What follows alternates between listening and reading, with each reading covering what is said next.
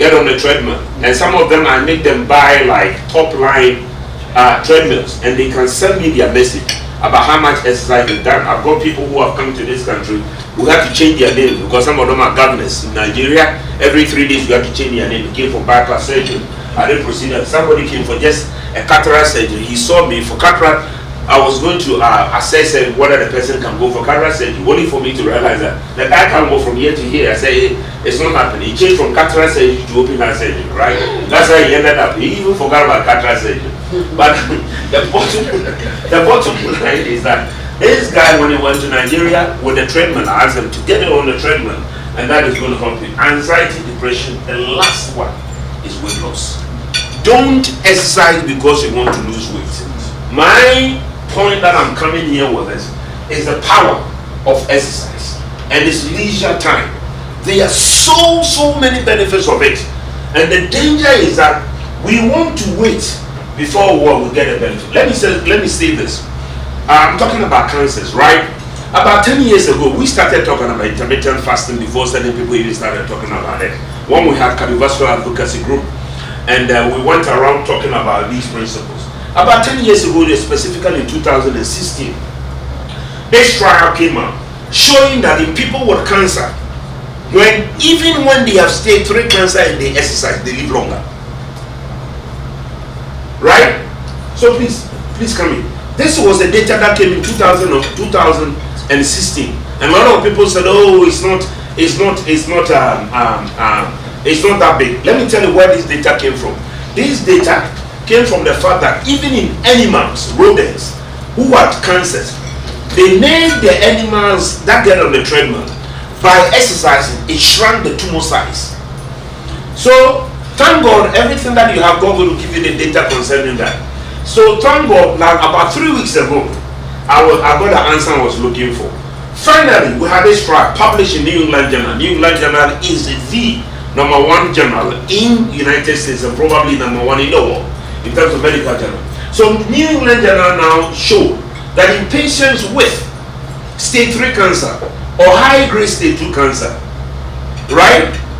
In these patients that underwent structured exercise, you will be shocked by the results.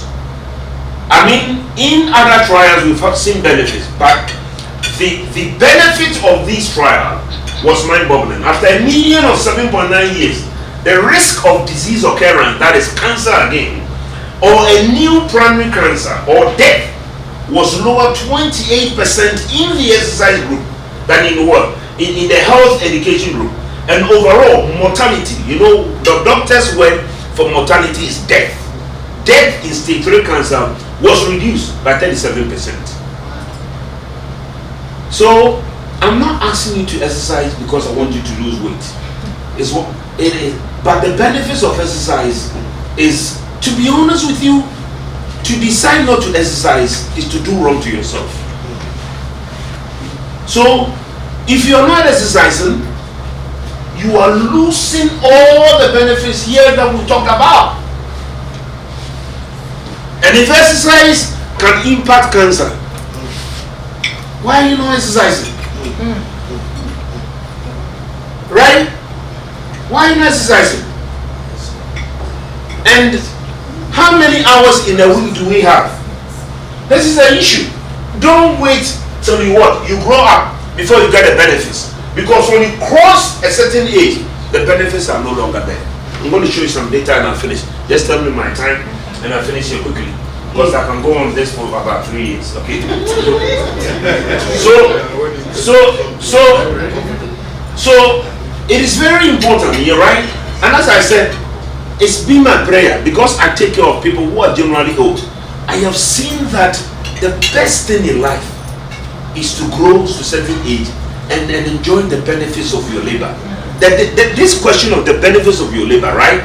Everything that we're going to be talking about here is all tying to what? Growing good. Because if you have cancer, no matter amount of money that you have there, it can't save you. And if you have stroke, you can't even raise your hand to enjoy it. Right? I had a patient that saw me about a month ago.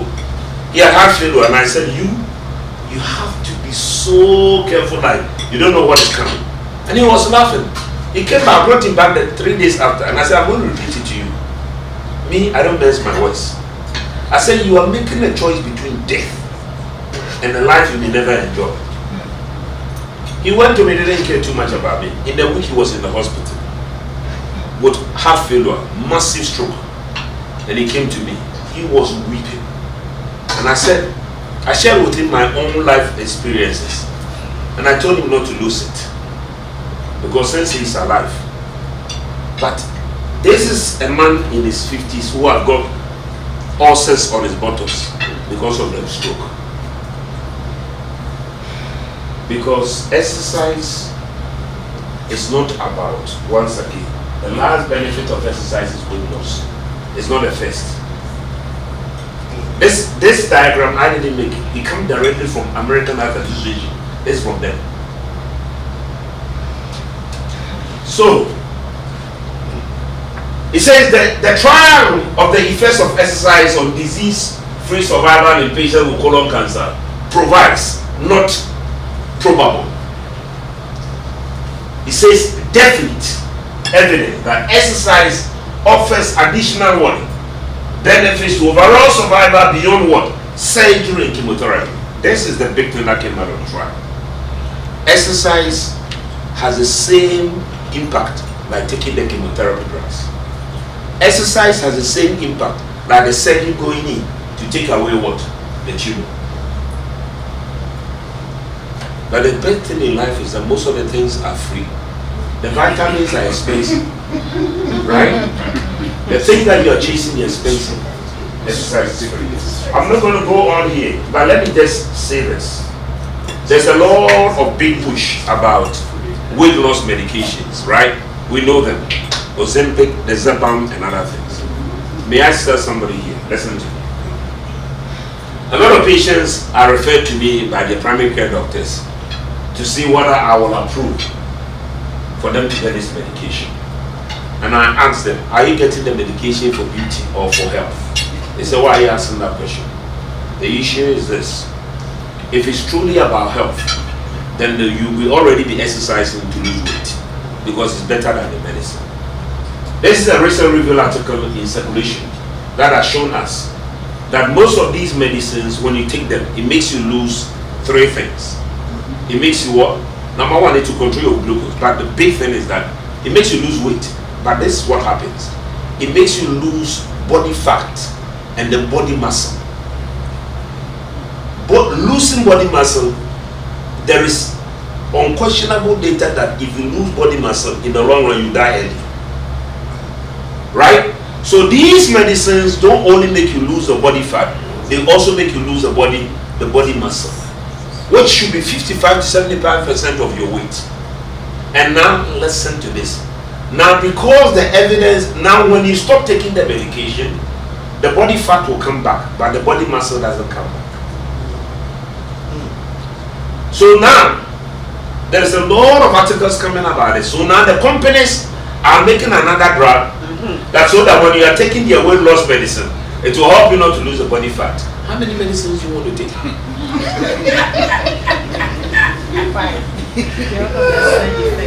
Yes.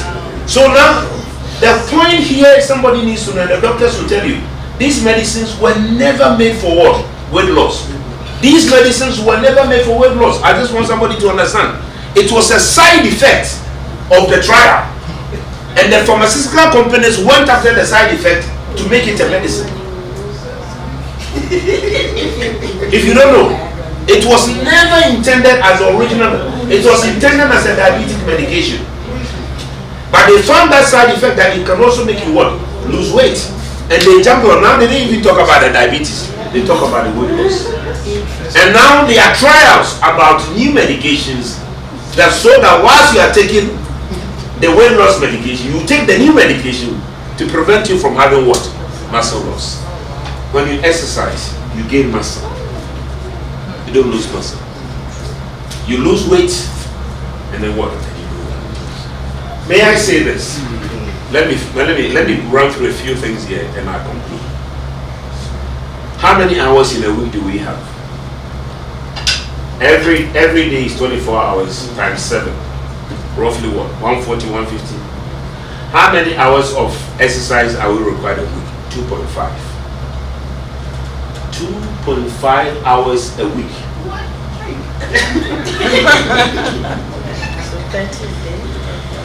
2.5 hours a week is what is required. But 2.5 hours a week is what is required for exercise. But almost 70% of African Americans, I can tell you, don't exercise.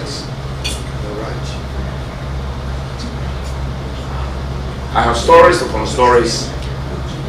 I and Doctor had a privilege, and Dr. B had a privilege to train in the neighborhood where it was all black. I never saw anybody run. The neighborhood changed to white, and I saw people running like you have no idea. They are my witnesses. So I'm saying 2.5 hours a week, yet we can't meet it. So what do we use our time for? So it's a decision we are here to make, so that I as a pastor and I as a doctor have done my part. It's a decision you need to make, that you commit 2.5 hours in a week just to exercise. And the greatest of them all, the easiest of them all, and that's why I showed you. The reason why we are is calculating it in minutes, right? And it's all that you need. All the benefit is found in this area, right? That's why you get the benefits. Mass over there, 150. The number 150 minutes, that's where it comes from. It's 2.5 hours. That's it. And you know what? It is free. When you walk, there's no charge. What kind of exercise? Medium, Walking. Medium exercise. We'll show you all, but we tell people, just do something. Yeah. Do something in your leisure time. And can we show the screen? Do something in your leisure time. My connection is broken. Okay. So let me go back here, and then, so these are all forms of exercise, right? And a lot of them, especially the ladies, they are all in yoga. Yoga is do, but it's nothing. It doesn't make you live long. It may make you love your husband better, but it doesn't do you a whole lot, right? So I just want to be clear. I'm a brutal talking doctor. I mean, my patients know that. I will tell you what I think is going to happen. The man came to my office weeping, right? And I said, "You said it. Why didn't you stress it?" He said, "We wanted me to beat you up before you could hear what I was saying." But I told him, he told me, you told me exactly that is about to happen.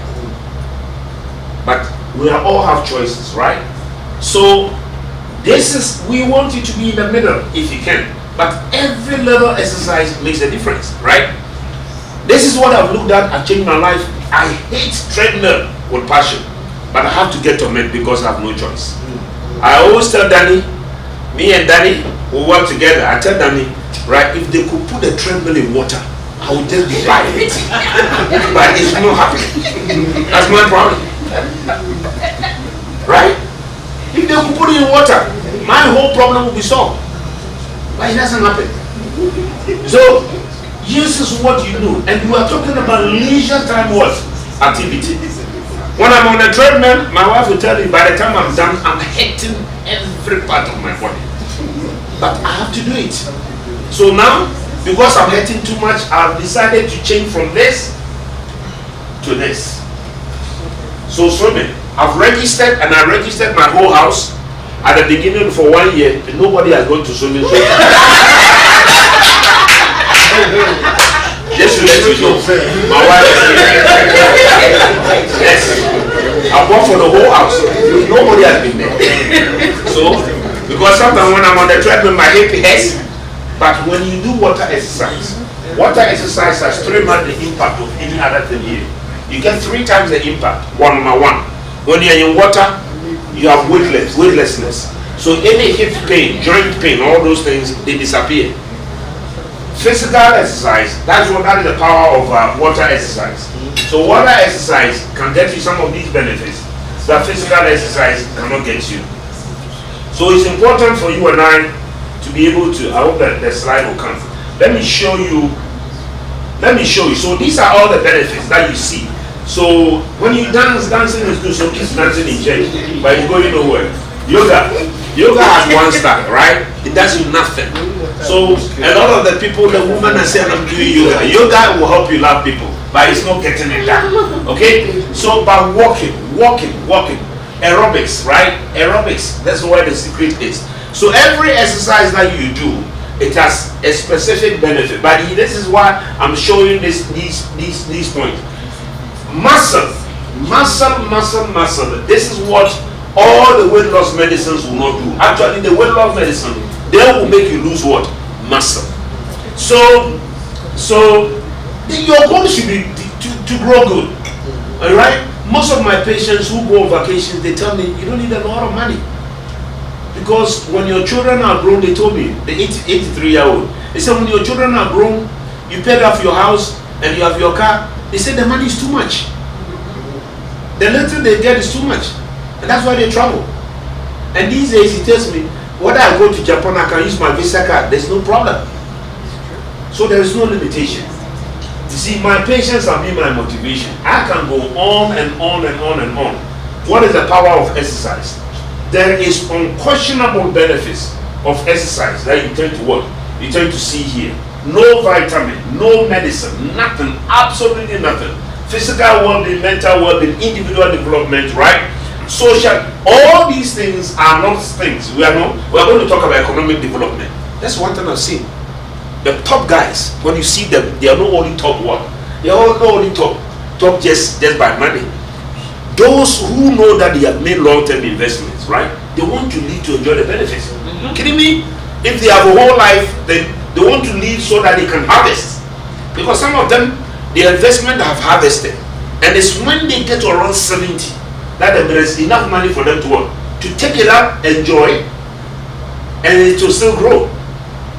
So if you don't leave, you will not be there for him to be able to help you. This is where the number came from. 2.5 hours what? A week. Everybody do the calculation. 24 hours times 7 divided by 2.5. What is the fraction of exercise? Very small. Yet we don't do it. But I've realized, I told you, I've got people all over the world.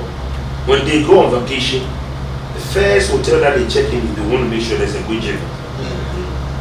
If you don't have a good gym, you know what we check? Breakfast. That's important.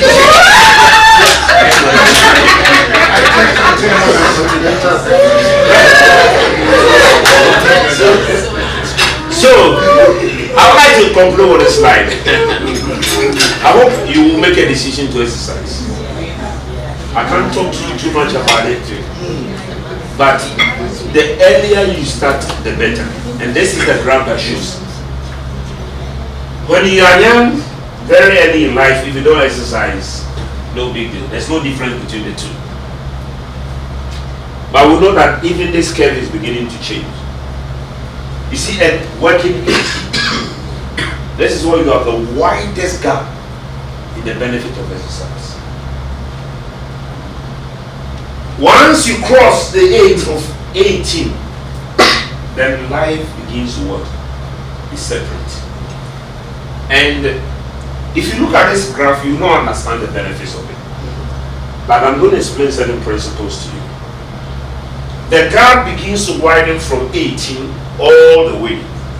And when you are approaching somewhere here, in the second half of your working life, the graph is what?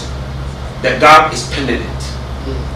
And you see, they don't widen anything, but it's pendant. And they come down with the people who earn what? Who do not exercise. These maintain their strength. There's decline in strength and balance. And these people that are alive end here. That's where they die. Whereas the people who engage in exercise, their lives end somewhere here. Every day you wait. Michael, listen. Every day you wait, right? You are not just going to catch up one day. A day will come that you will never be able to catch up. Because when you cross the second half, the ratio is the same to the time. If I've not done anything today, my prayer is that you will make a decision today, not because you want to look good so that you get a new husband, not to look good, to exercise to make you look good, right? Because exercise is not just making you look good. True exercise is to make you look good. God bless you.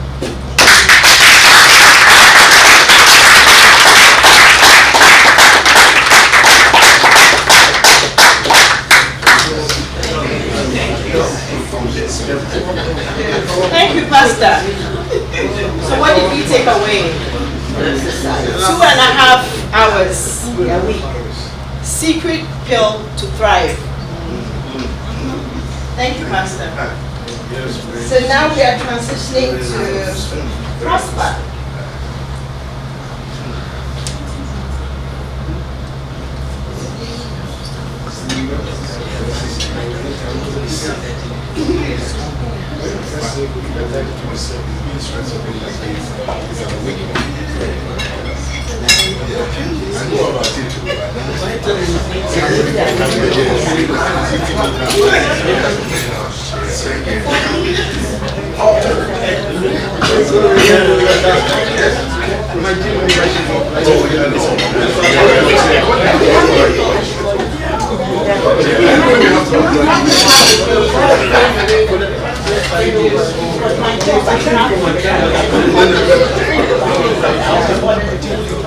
So we are continuing on.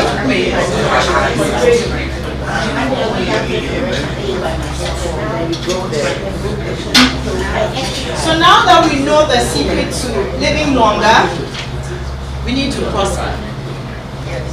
So we're going to prosper, making sure that we know the concept so that we don't outlive our money and lose our wealth.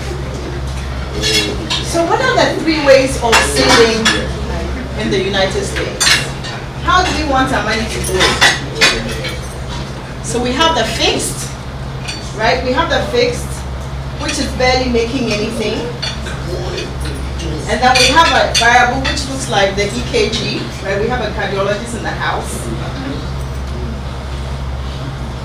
And then we have the index, whereby we grow our money when the market tanks, like in these volatile times. Our money is protected. Whatever we build is protected. So if you have a choice, if you had the choice, where would you be saving your money? Fixed, variable, or index? Index. So how many of us are in the index now? So several of us think of the index, but the index is like diversifying the index within the variable. So the question is it really truly index? That's the clarification. So which vehicles fall under what? And actually, before I go on, Warren Buffett says the rule of money. Rule number 1, never lose money. Rule number 2, don't forget rule number 1. So what does that mean? Are we losing money under the fixed? Probably inflation. Because for the fixed, for a lot of people, you're barely getting 3%. If inflation is 3%, you're really not building wealth. And then on top of that, tax is also fighting against you. Then you go into the variable. So the variable, you get all the growth, and at the same time, you get all the losses. And several of us have experienced it over the last few months. Tariffs, right? Okay. And then we have the index, whereby you're growing your money. If the market tanks, the gains are locked, and then it recovers. And if it tanks, the gains are lost. So looking at the 3, which one aligns with the rules of money? Rule number 1, never lose money. Rule number 2, don't forget rule number 1. Okay, so now let's look at the vehicles that fall under the index. So several of us are in the fixed, of course. Each of these have a place in our portfolio. So the fixed, will probably use it for emergency funds, right? And short-term investment. And then we get to the variable. So several of us are in the variable. Several of us. And we've learned lots of lessons this year. And only God knows what's going to happen after August 1st, when the tariffs become active. So how many of us are actually using the index, as in the index, but not within index, as in within the variable? Because it's all about diversification. So the question is, where is our money? You know, so as we're building our wealth, if we don't have true diversification across, we probably would lose what we are trying so hard to build. So it's almost like double standards in America. These same companies, and I was talking to Brother Dugan, he said he works in Prudential. So all of these companies have all of the vehicles. So they have the variable, they have the fixed index, they have the fixed. So you should know, with education, you know where to reposition yourself to get into the index.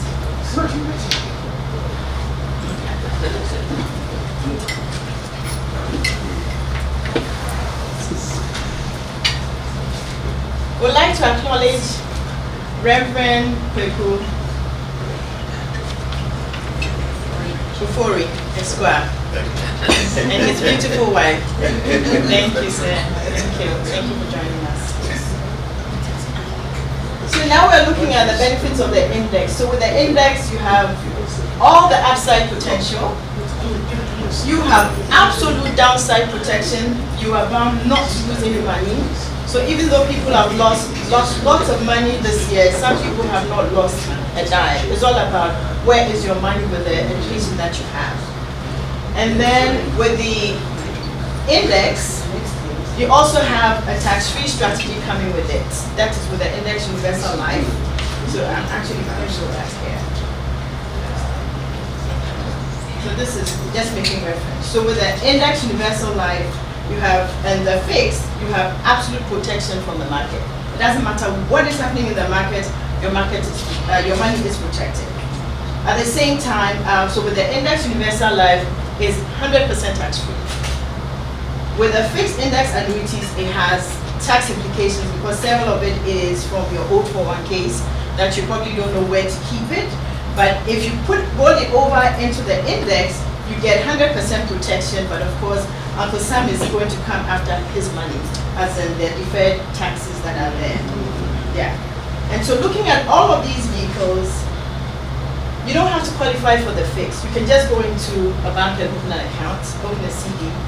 With a variable, you can go into a brokerage account, and open any of these accounts without qualifying. But with the index, you have to qualify, unfortunately. Yeah, so with the index, you have to qualify. So with the Index Universal Life, it's based on your health, and with the fixed index annuities, it's based on your liquid. How liquid are you? Those are the two things that you're looking at. So what I'm going to do right now is to do like an illustration for you to put all this into perspective. So let's say if it's an Index Universal Life, what does it look like? So people are using it to retire, whereby you are retiring tax-free. And this same account, because it has protection, it can also flip and protect your income. Pastor was saying if you have stroke. So I've had clients who have gone from 200,000 to zero because their income was not protected. And of course, we don't want to compromise on our life. So if you have this account, you're using it to build wealth. And in fact, the older you get, you still have more money because you're using compound interest. And you're protecting your money, you're enjoying tax-free, you can borrow from it. It's been around for over 125 years. The wealthy are using it to get ahead. In fact, Pastor was talking about the big beautiful bill, right, yesterday. The same person who initiated it, before he left office his first term, he actually increased the capacity for the Index Universal Life, which is actually based on the tax code 7702. So just like how we have the Roth IRAs and the 401k, they are all tax codes. So with the Index Universal Life, it's based on the tax code 7702. He increased the capacity so that is where they hide their money. So whereby Roth appears to be tax-free, Roth is limited, depending on how much. And the question is, how much wealth can you save on, how much wealth can you make of 6,500 or 7,000? And on top of that is in the market. So it's here today, tomorrow's gone. So just to let you know. So I'm just going to do a short illustration for you to see how the Index Universal Life works.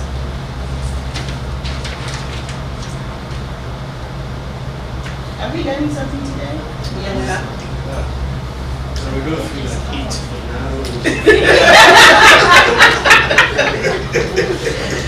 We don't feel like we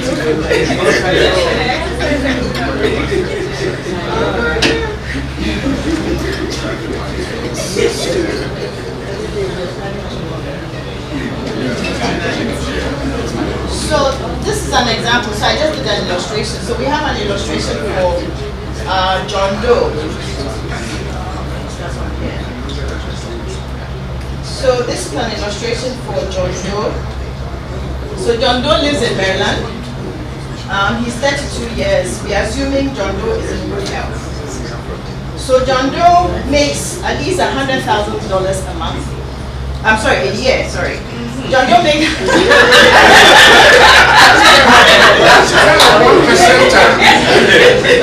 John Doe makes $100,000 a year. So in order to protect John Doe's income, we're projecting John Doe's income into, let's say, the next 10 years.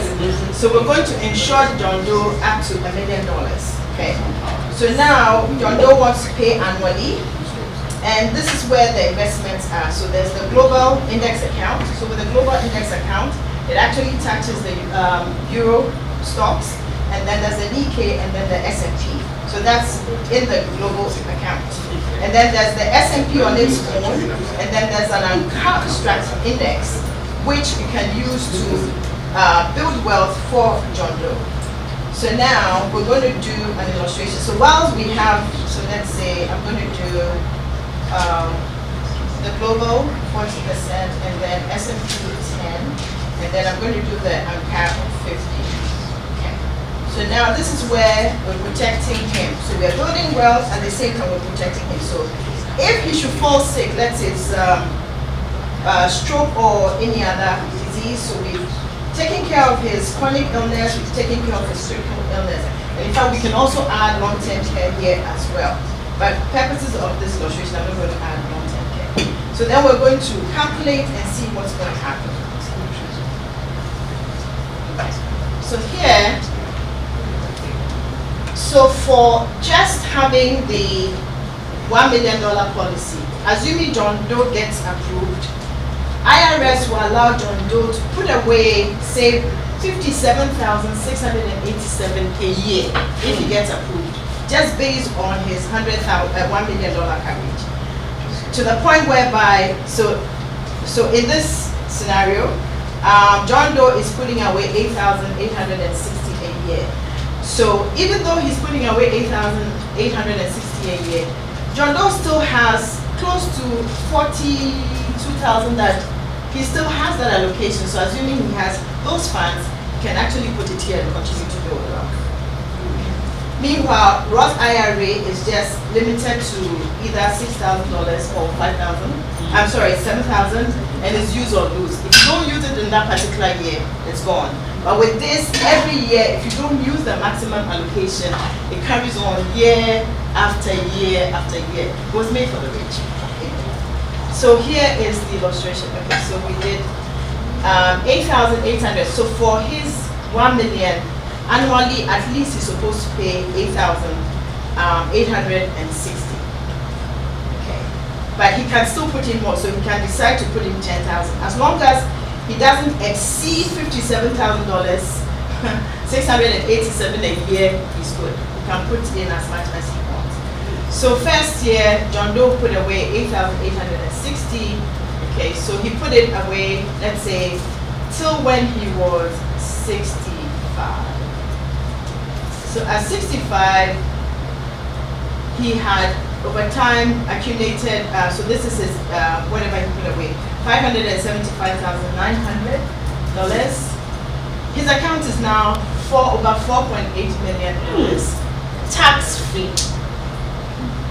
Meanwhile, during life journey, if John Doe should fall sick, this is what they're going to use to take care of him. His investments is intact. So let's say, so this is one scenario, and now let's see, John Doe, I'm going to cut it off at 65.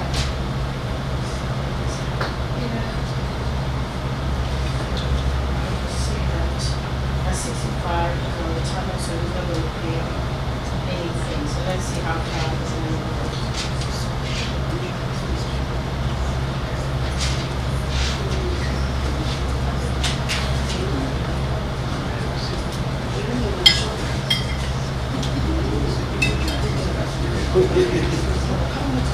So let's say at 65, John Doe is done, he's on retirement.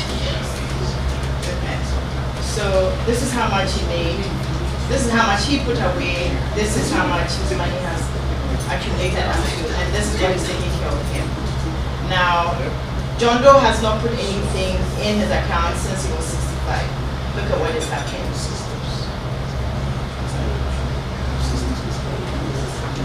So look at what is happening. So let's say by the time, let's say, God grants him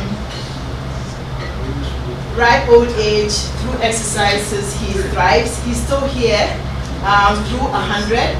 He invested 292,380.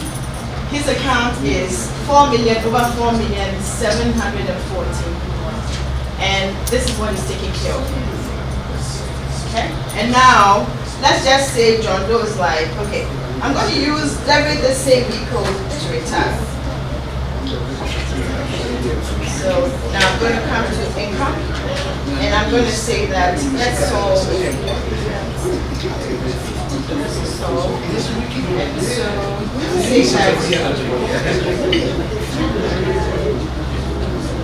Our 401k will take care of our 401k will take care of us, and then at 70 we'll let us pay us. So let's see at 300. Let's see what will happen.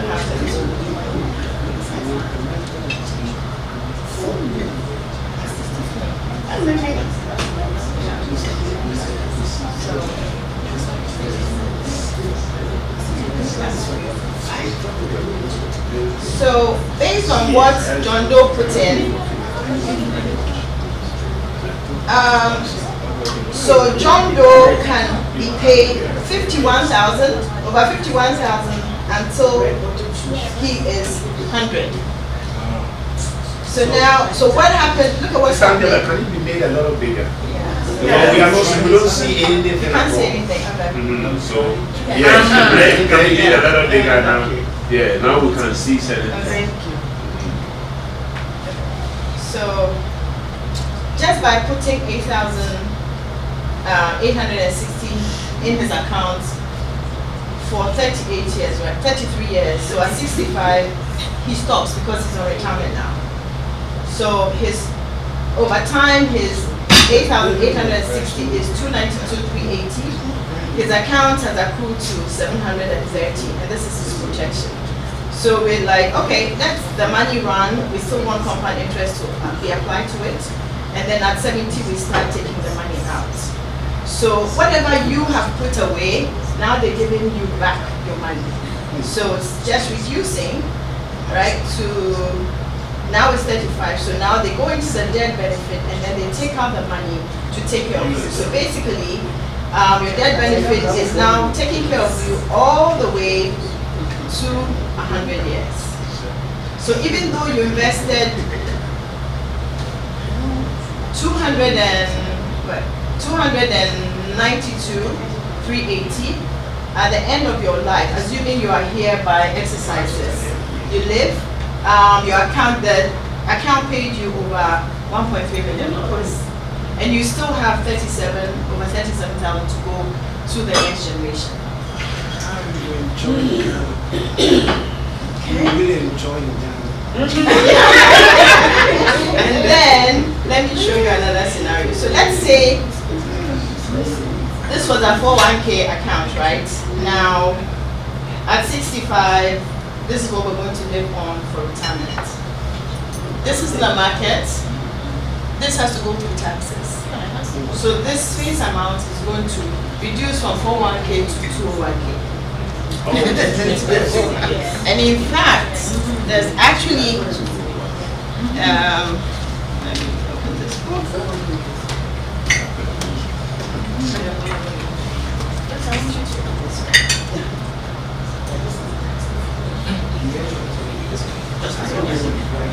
For the benefit of everybody.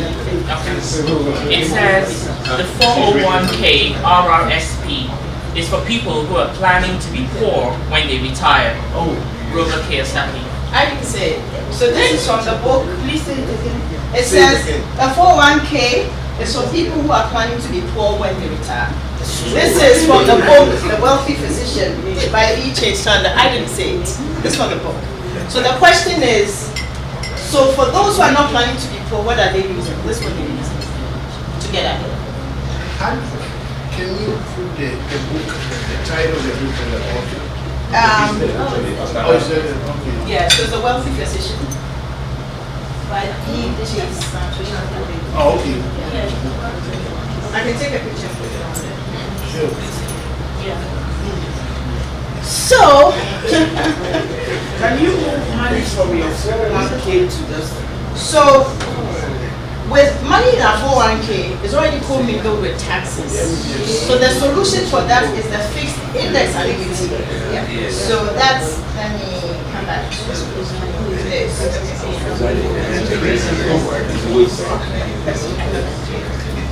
So hopefully you can see this.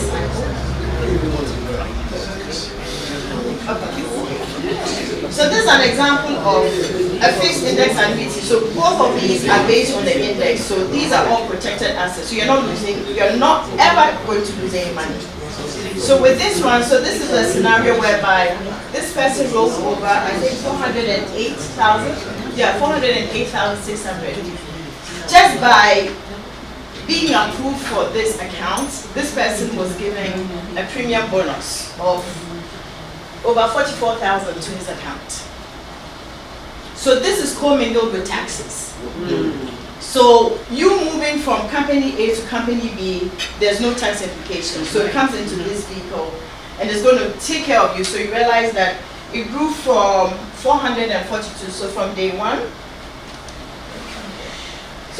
one, your account was 404,600 with the bonus that they added from day one. You're starting from 452,880, and this is compound interest. So basically, this is mimicking the market, and it's using compound interest. So you see that your 452,880 just has been growing over the years with no losses. So even where there's zero, that's when the market turns, it just locks in.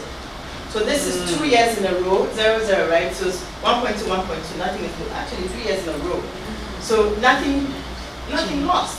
So once the market recovers, it just goes, yeah, on and on. So at the same time, it doubles up as your death benefit as well. Okay. And then once you hit 75, it defaults to the required minimum distribution, because if you don't take it out, there's going to be a penalty. So that will, here, it just pays you until you die. So it's all about, for a lot of people, what keeps them up at night? The fear that they may lose, they may run out of money during their retirement. But if you're using compound interest, as you get older, the money is actually building for you. And just segueing into wills and trust, the two accounts, that's the index universal life and the fixed index account, are the only two accounts that bypasses probate. So that will be a perfect segue into Lawyer Fori's presentation. So.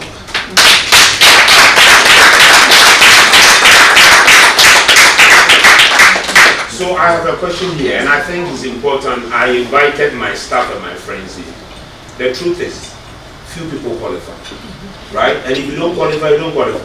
Some of the things, but it's important for us to talk about some of the qualifications for some of them, because sitting next to me is a professor of mathematics, and he now wants to prudential.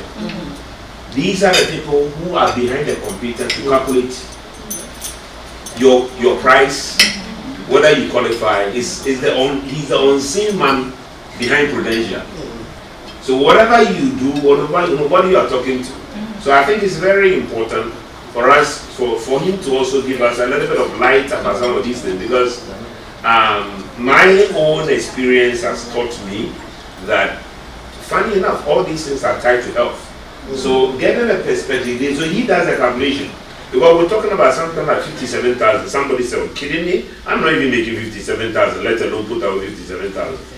But I also tell, we were having a discussion. I went to a black shop, and these guys, I went to a night shop or somewhere, and these guys are buying sneakers, $350. Meanwhile, I've never had a shoe more than $150. And they are buying a $350 sneaker. It shows you what their priority is. they can put, though they say they don't have money, they can put some of the money down. And I think between you and him, we can advise these young folks, because for the person that is 75, the 33-year-old is not going to happen for the accumulation of that money, right? They are a little over there. So I think that perspective will help a lot, starting early. And then, so I think he can tell us some of the math behind it. We have a unique sort of group of people here. I mean, that's why he moved as a professor of math in a university, prestigious university, to work with Prudential.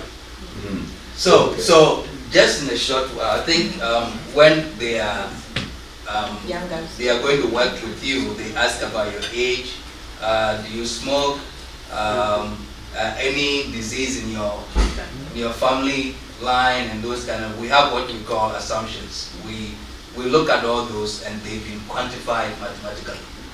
Right. So these projections that you see, including the interest rate and all that, market, the market risk, we bake all that into the calculation. So the projection that is going on behind the scene, it's unique to you. The information that has been collected from you. So that's what the math is doing here, the projections going here. So the good thing is, we've talked about health. So when they ask you and you don't have anything, any disease, and you are exercising, guess what? Your premium is low. All the calculations behind, your mortality is very high, is very low. So there's no risk. You are a very good client, sort of. So everything about you is less, and you make more money. Right? That's it. So they always advise that if you are young, you start small.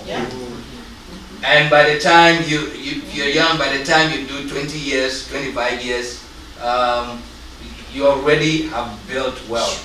And I have a colleague who is about 15 years younger than me. We're all getting the same pay, right? And so you can imagine, as young as this person is, and is white, they are exercising, they have all these, they have all this now, they are exercising and everything. So guess what, by the time she is my age, she's already built wealth. And so if she says I'm going to retire at 55, right? So for the young ones here, this is some of the things you have to learn. And in a nutshell, that's what's happening. That's what we do too. But we are always behind the scenes. You don't see us. So it's very important. He used the word. So Sister Mansa is showing all these figures, right? So you may think that you're going to go in and be paying what? They will ask you to pay $800. No, people are paying $100. People are paying. No, I'm just using an example because I looked at it and they were asking me to pay $2,300. Because of your age. Because of my age. At this age, they're asking me to pay $2,500, and I said, okay, I can put that in a separate account. Okay, because at this point, I built enough portfolios to give me that leverage, where I think probably making a decision on SEC is my best interest. But that's how they're asking me. But as you're saying, they are as low as $100. So that sneakers, that is $350. It's very important. So that you don't go and stand, Mrs. Angela told us all these things. The thing is that it's my brother who built it for you. So when you are getting the charge of, you are getting a higher charge, it's not because he did not tell you the right thing, but it's because when you provided the answers, he used the math to do the calculation for you. I think it's important for us to talk about how many people even qualify. 30% of the application. 30%. That means 70% of the people who apply will be rejected. And I think I have a question. You have your scenario about young people. So there are different stages. So young people, I'm thinking 18 to 20, mid-20s. So people who are in their 30s to 40s, who they are black, No, might have diabetes. You are also good. But in my family, I have diabetes. I have, I don't have it, but they ask me all these things. The probability of me qualifying, even though I don't have anything. It depends. If you have it in your family, it doesn't mean you. So that's why they get your information first. The family one is just to think, Oh, so Probability that it could happen. probability, this one is very low. So the probability that you get it, we know it's there, but your pricing will be lower than someone we know 100% is going to get the same disease. Because So Currently, that's the person who is in their 30s and 40s. If you get to 50s, you are now I have that. exactly. So So it'll be your- a different scenario. exactly. So as you grow old, your probabilities get higher and higher and higher. That's why it's always good to start early. But as you know, black people, we are now hearing about, so the people I'm talking about, the people who have an income of 100 and over, who have, they are in their 50s, that's where the scenario. so let's add a health point here, right? Health point, yeah. And there's a slide that I did not show, right? Even if you have a family history of heart attacks, by exercise and they factor into it, it's part of the calculation. A guy told me. Definitely. Even if you have a family history, by exercising, you can cut down the probability by 50%. So we are not on the So now there are even some of the insurance companies, right? I know John Hancock does it. We are now trying to think about it, right? But John Hancock, what they do is most insurance companies are trying to be circumspect about that because they think that they might be infiltrating people's individual lives. But some of John Hancock's products, you buy it, they give you a watch, you are exercising, and they know the data is being fed. And the catch is, we are reducing your premium for you. And again, when they realize that you are keeping up with the exercise, they will modify your projections. I think it's a good thing because it gives you the opportunity to exercise.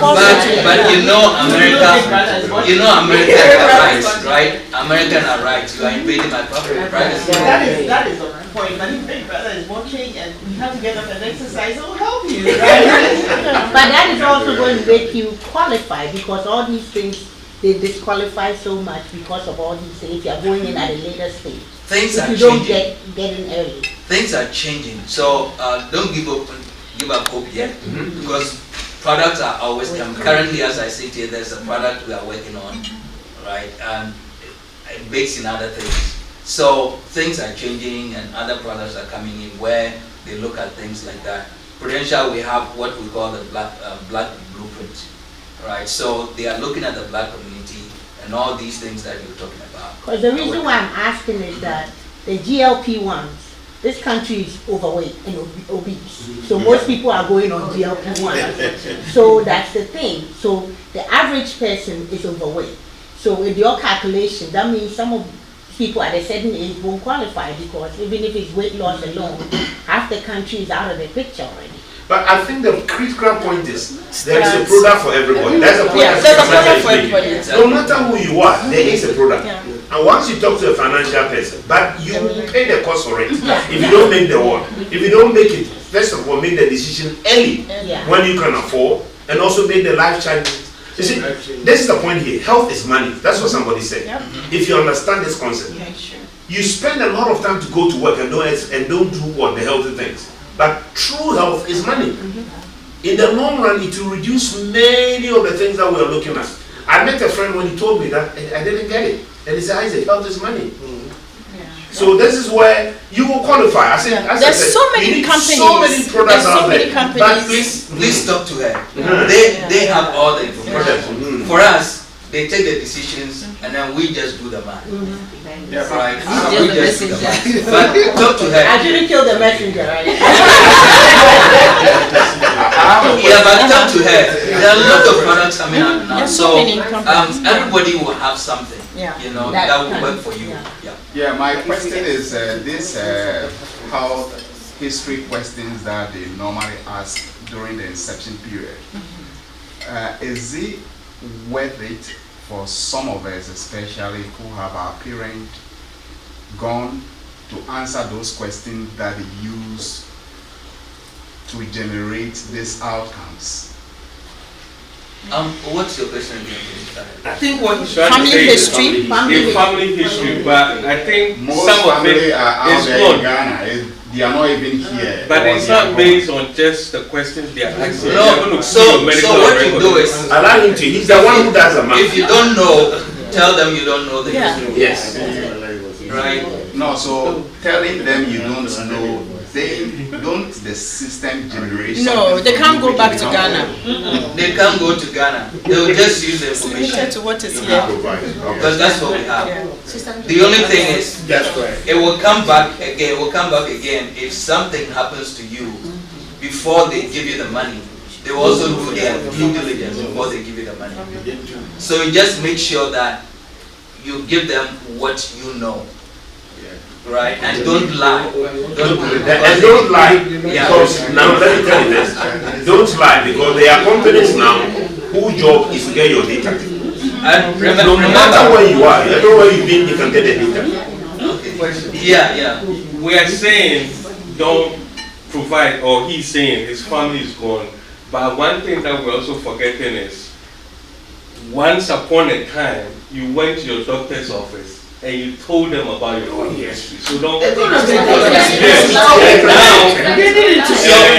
So that's what I'm saying. Don't lie. Don't lie. Yeah. Right? But listen, Don't get it. listen, before you go on to talk, our company, we bought a part of a company in Ghana. Right. So what is happening is easier. So what happens is, if we are not sure, if you are a client and we have to, something happens and we have to disburse the money to you. Now the legal people and then all the claims people will have to give you the money. But before they do that, they do the due diligence. They take all the information they have here in Ghana, in the US. They call EGL in Ghana. Hey, we have a client here in the US. He's from Ghana. He has given us this information. Do you have any data that we can match with? That's it. Right. So always tell the truth. And you should be good. Yeah, I wanted to say something related to what both of you have said, pertaining to the medical record in particular.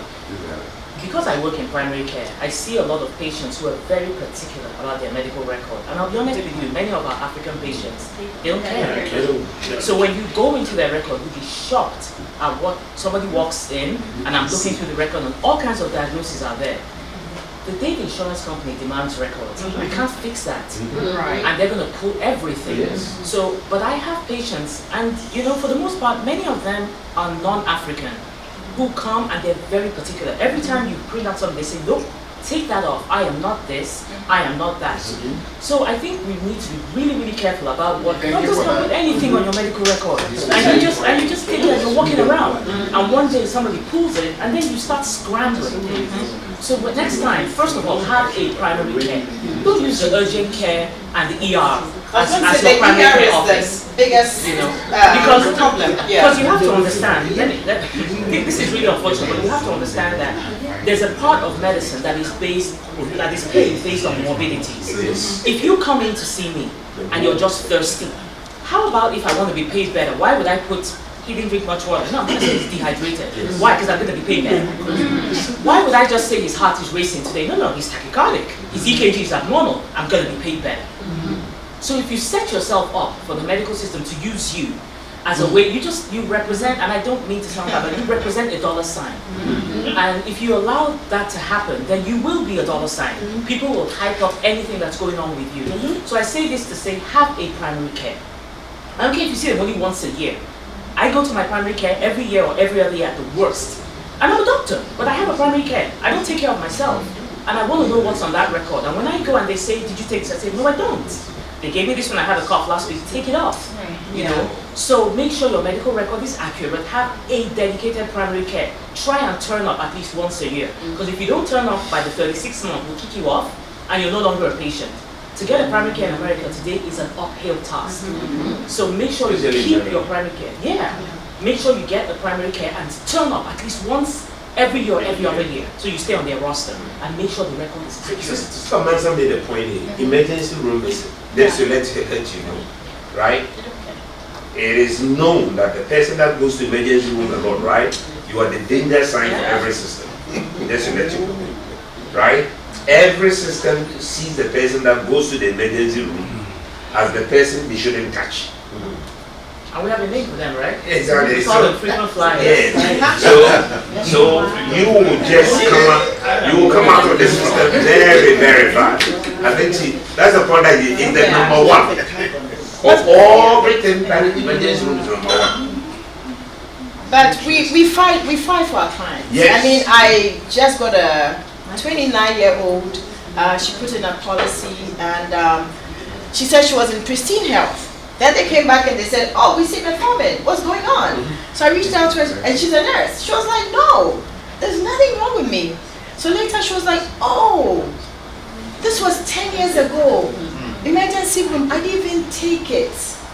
So then I wrote an appeal letter and they approved it. So we can fight it. That's all I'll say. And when you allow somebody to use your name to get medication, it goes on your record.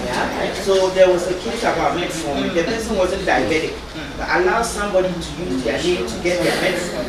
So when they went for the health record, it was there. It showed up, and it came against them. So what you hold was your name and your document. And at least some assurance when I say an assurance is the fact that even if you can't qualify based on your health, you could always default to the fixed index annuities. Yes. Let me just pass a few comments about that. Yes, so because the majority of the people here, with all due respect, they may not qualify. Pastor, you'll be surprised. Yeah. I have a 68-year-old who qualified. Yes, I understand. I mean, I applied one of them recently. Not that I applied. They were trying to turn some of my termed ones, right, into universal runs, right?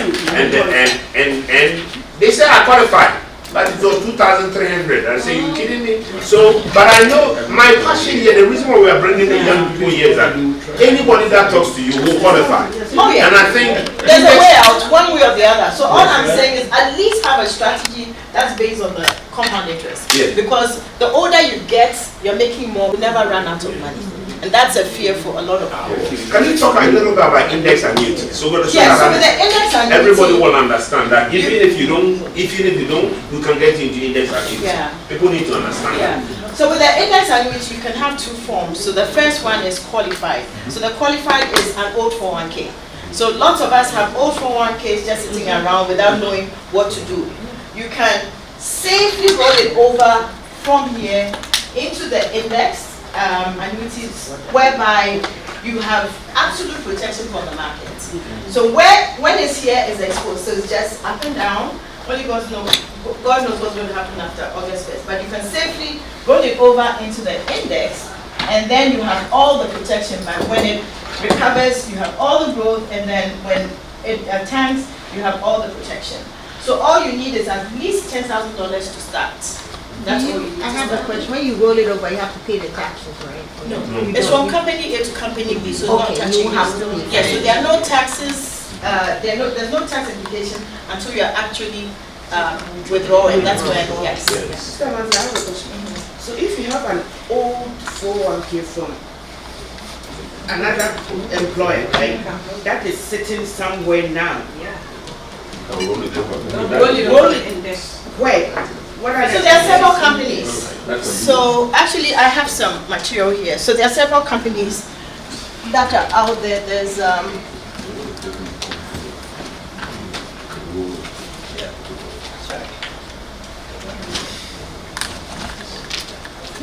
I have a question for the doctor. So do you recommend you getting your medical records at least every year? So there's No. So you don't even need to do that. Every time you have a visit, tell them when you're leaving, I want to create a CVS. I want my clinical visit summary. That's when we will give you your vital signs for the day, every medication, everything. Insist that they give it to you, because sometimes they're in a hurry. Insist. And once you see something, go back to the front desk and say, I need to talk to somebody.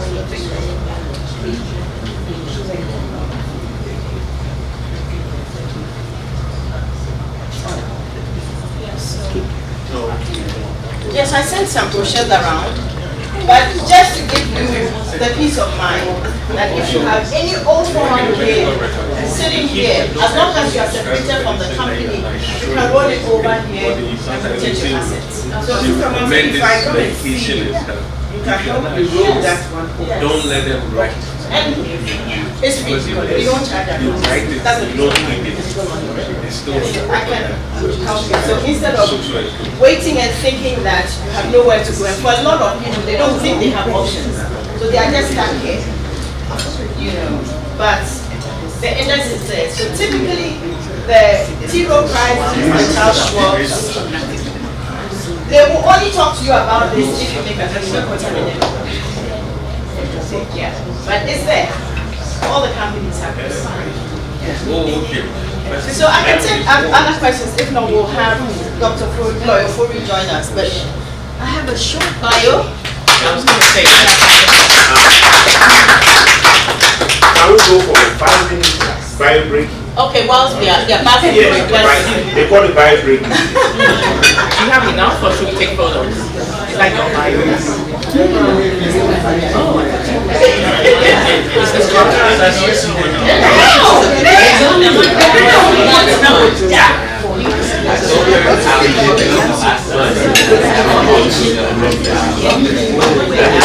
Thank you.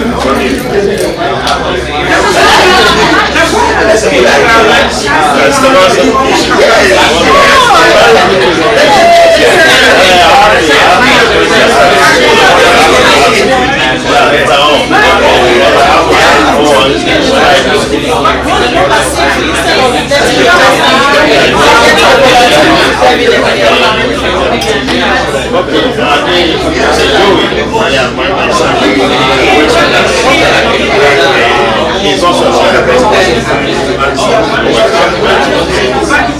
so he handles all of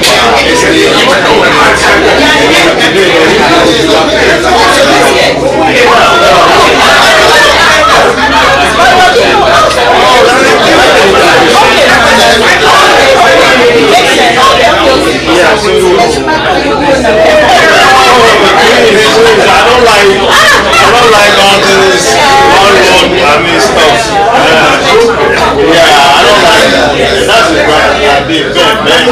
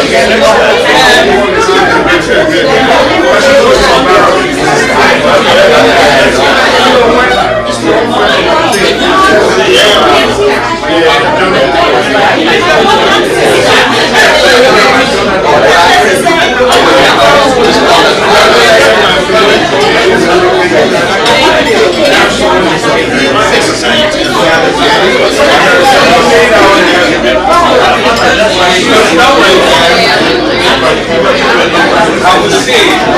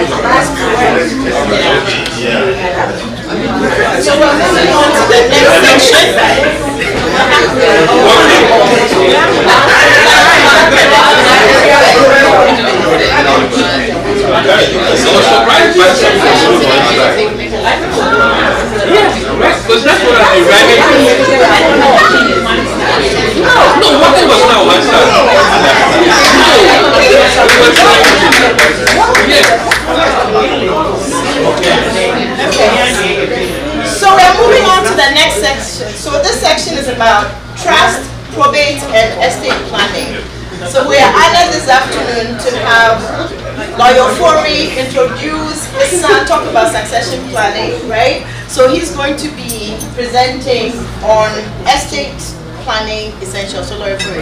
All right. Thank you very much. Thank you. Yeah, I'm happy to introduce my son Joey, who is also a lawyer, and he's been working with our firm since he graduated from law school 9 years ago. and he's been handling all of our wills, probate, estate work. And so I thought that this is a very more proficient time for him to actually speak on the issue of probate, estate, wills, because he handles all of those aspects. So anytime we get a client, they go to him. I stay out of it and they deal directly with him. So appropriately on this topic, I discussed it with him. I said, Joey, it's your time now. So you come and share what you do and then expose yourself so that we can begin to ask questions and then I can help you in the background.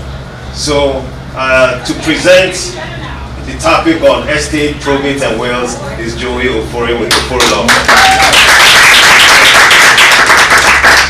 Okay, I think we're getting a lot of good information here. I like this. Yeah.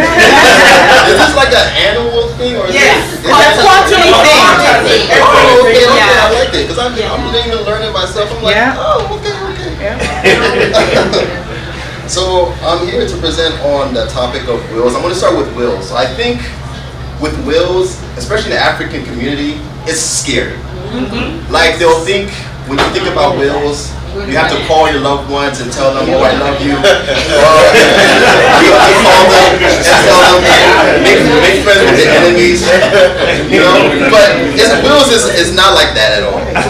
It's not like that. So basically, what a will is, all it is just a legal document to let the world know what you want done with your property and yourself after you die. That's it. It's nothing scary. You don't need to be scared. I have a question. About it. Yeah.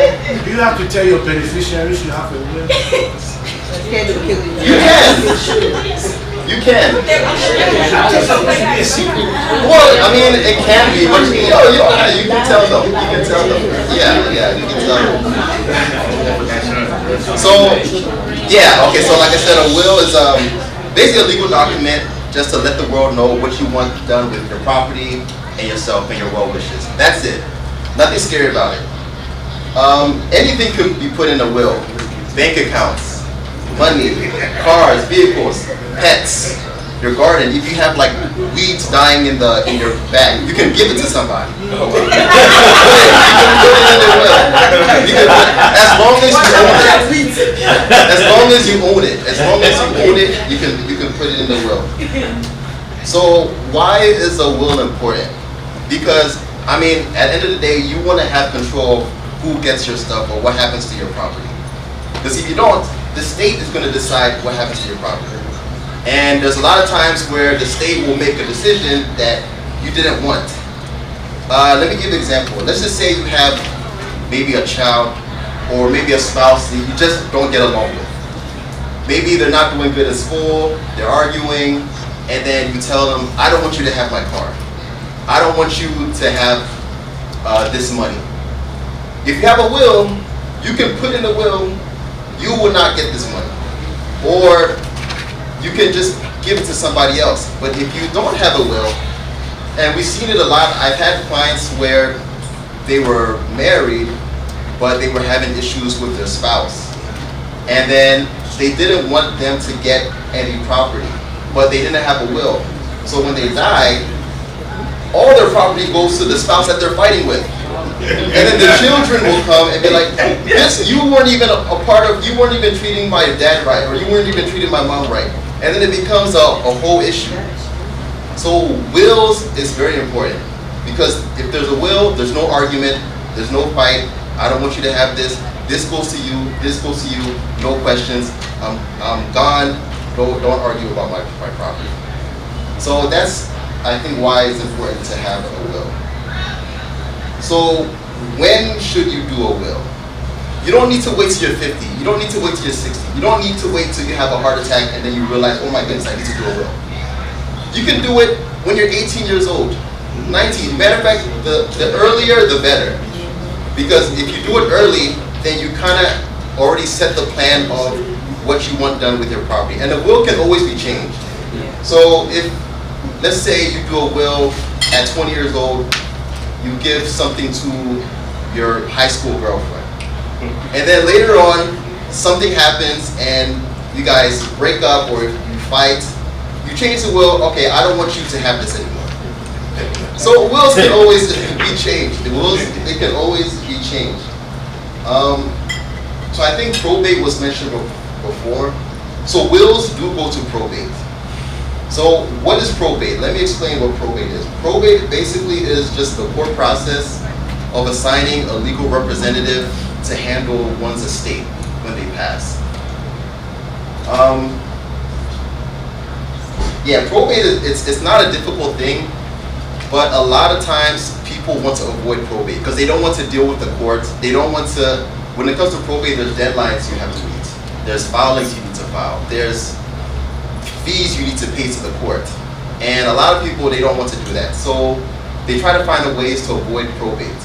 Wills will always go through probate, but if you do want to avoid probate, there's ways to avoid probate. I think Angela mentioned about the was it the life insurance thing?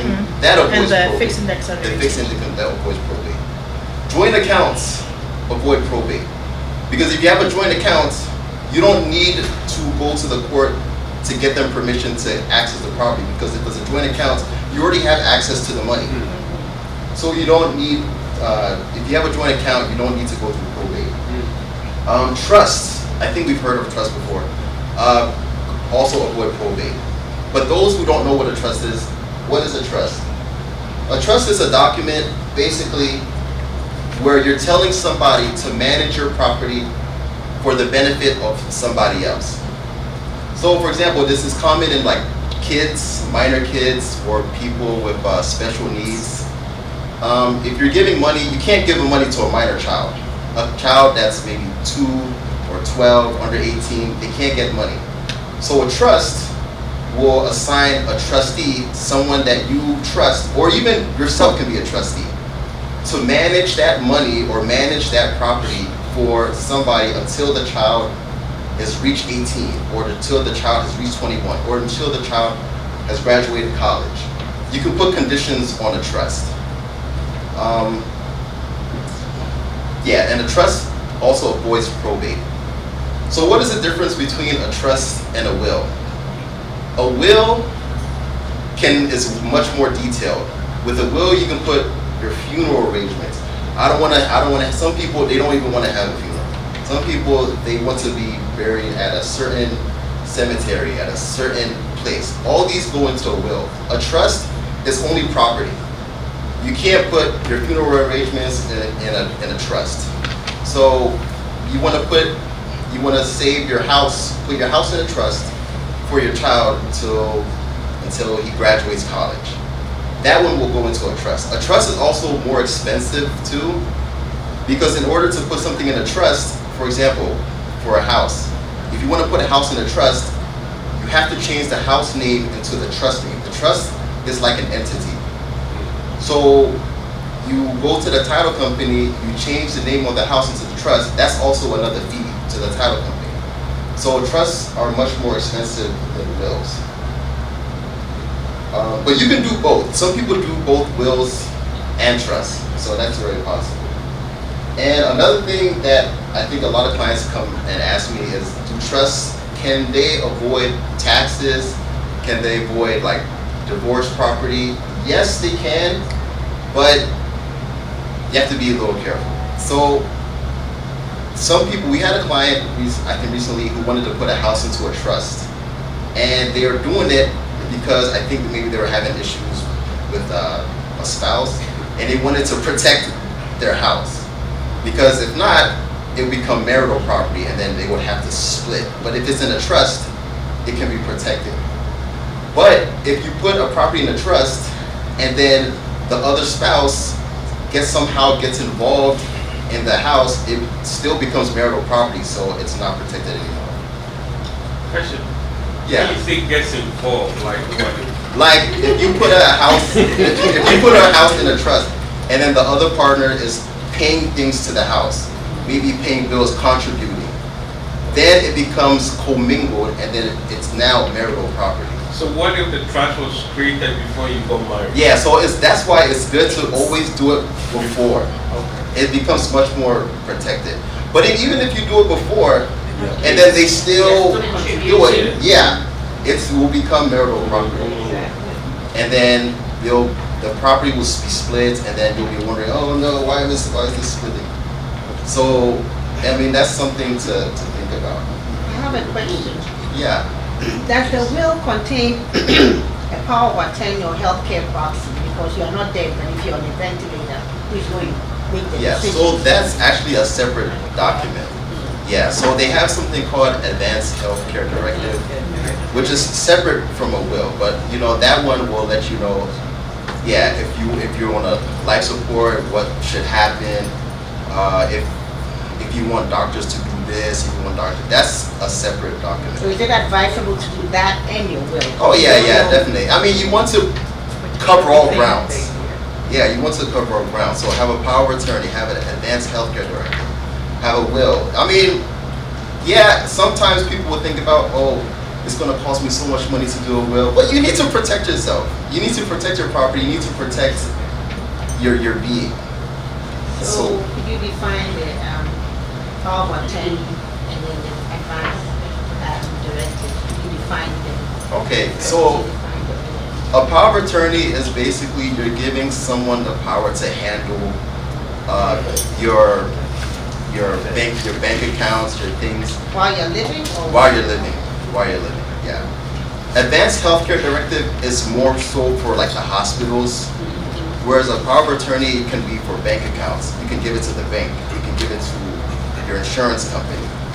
So that's kind of, they do somewhat the same thing, but advanced healthcare directive is much more specified for hospitals. Do not resuscitate. When I'm lying down, make sure you wipe me when I'm sweating.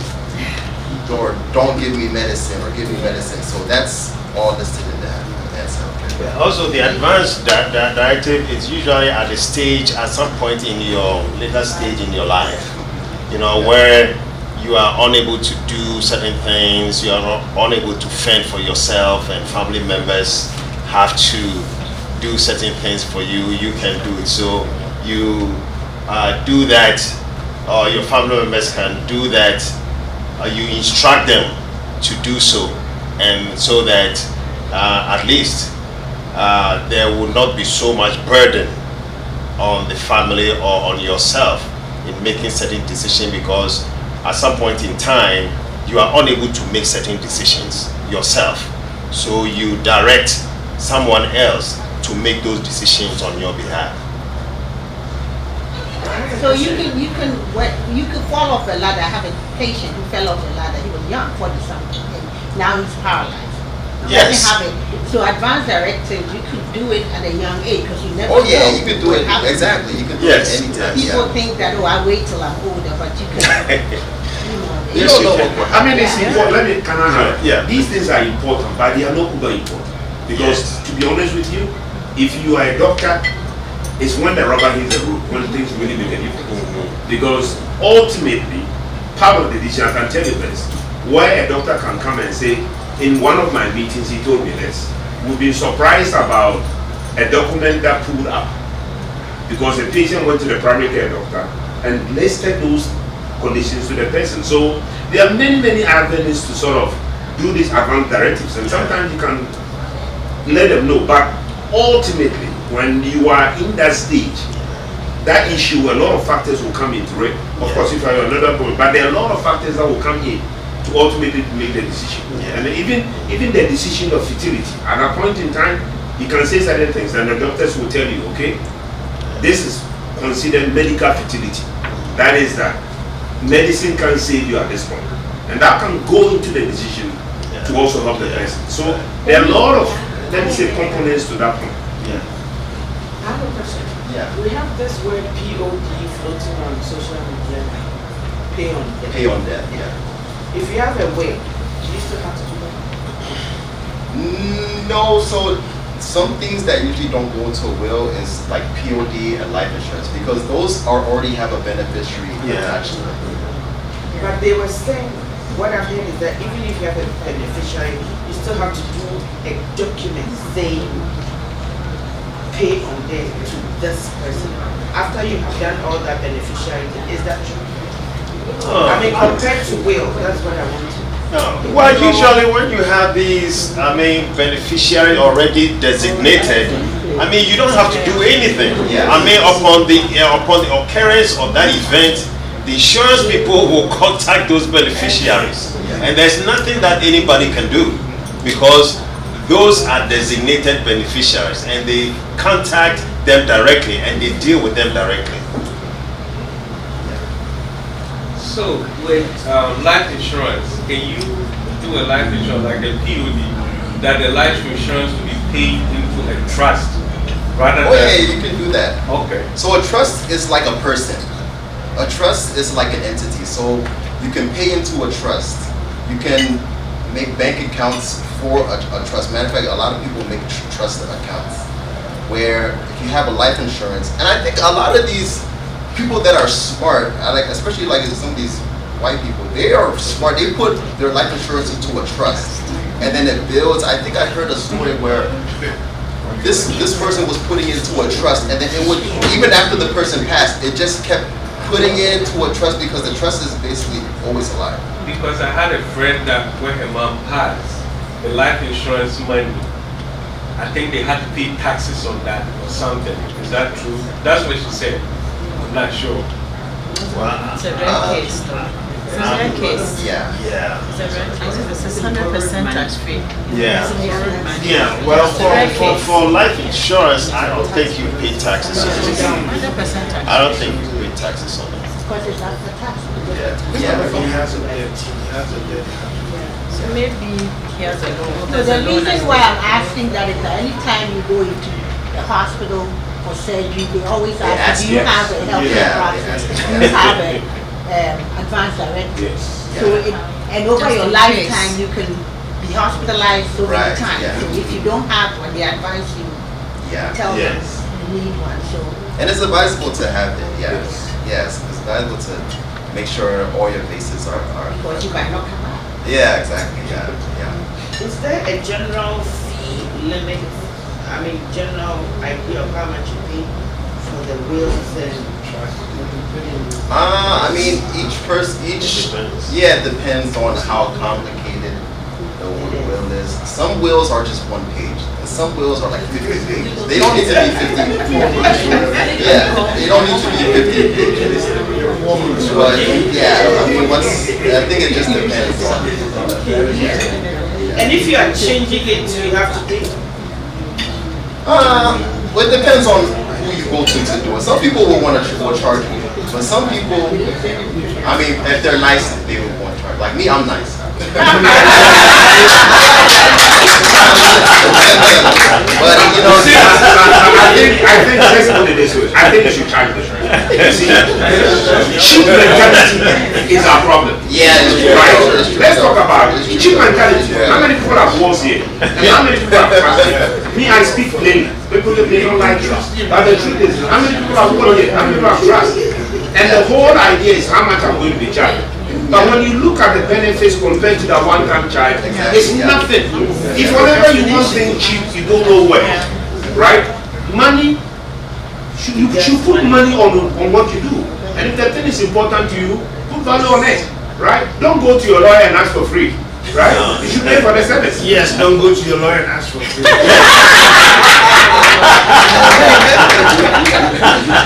Where about this now? Yeah, one of the things I want to add is that, oftentimes, as parents, when we are getting a little older, we decide we want to go to Ghana, we have our properties here, what do we do with it with our children and all that. So one way to avoid probate is that you want to add your children to the deed or the title to the house. Yeah, so that, when you add them to the house, they become co-owners with you. So they have access to the mortgage information and everything else. So when you go and retire in Ghana, you know that, well, if you are going to eventually give it to them, then you might as well just give it to them now anyway. Now, the downside of it is that their names are on the house now. So now they are property owners. They are property owners. Now if they want to buy their own house, now the issue becomes that they own a house, so their income must be high enough to maintain 2 properties. You see? So that is the downside. But I mean, we get that a lot. And even this week I was advising one young boy whose mother was adding his name to the house. So he called, well, uncle, I mean, am I going to be able to pay, and do I have to pay capital gains tax? I said, hey, no, you young boy, you are thinking about capital gains tax. And I said, well, in the long run, listen, it works out better for you, because if at some point in time you don't want that house, you can sell it. You know, pay whatever you want to, and then buy the house that you want. You know, we had another young man whose father went to Ghana and gave him the house. One time he called me, he says, well, look, this house has too many repairs. It has a lot of work to it. I don't have the money to do all those repairs. I want to be able to buy one which is already built that I like. So what do I do? I said, well, you might as well sell it, because now it's yours. So do whatever you want to do. But there are ways to avoid probate and to give the children whatever that they are doing, especially if you know that eventually you are going to give it to them anyway. You know, sometimes to the other, the flip side is that when they know that they are getting it, sometimes they become, their whole life changes too. You know, their attitude and everything change because they think that now they have money in the bank. So it's something that it's a balancing act. Can I ask, is that, what is a living will? Because what's the difference?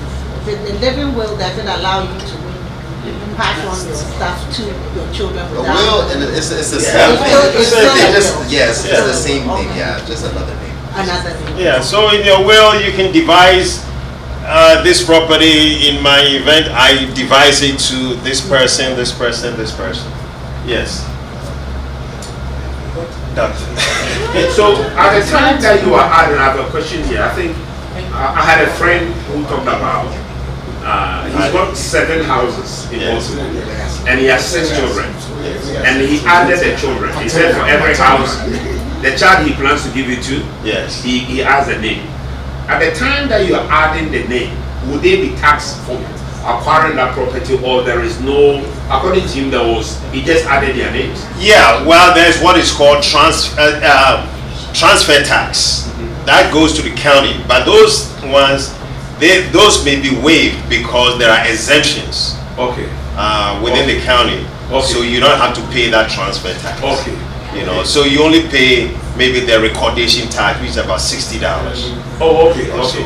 Yeah, to add it. I remember my question now. When deeding your house to your child or something, how does it go with respect to will, taxes, payment? What is it? Like, I want to deed my house to my kids. Yeah, well, once it's a way to avoid probate. So when you deed your house to your, you are not deeding it, but you are adding. You are adding their names to it, unless the house is fully paid, unless there is no mortgage on the house. But if there's a mortgage on the house, you are adding the child's name to the house. So they become co-owners with you. So they are responsible for payment. Well, if they are not working, if you want them to pay, then you tell them, because they may not be ready for that responsibility. Technically, they are responsible. Yeah, technically they are responsible because they are co-owners. But they don't have to.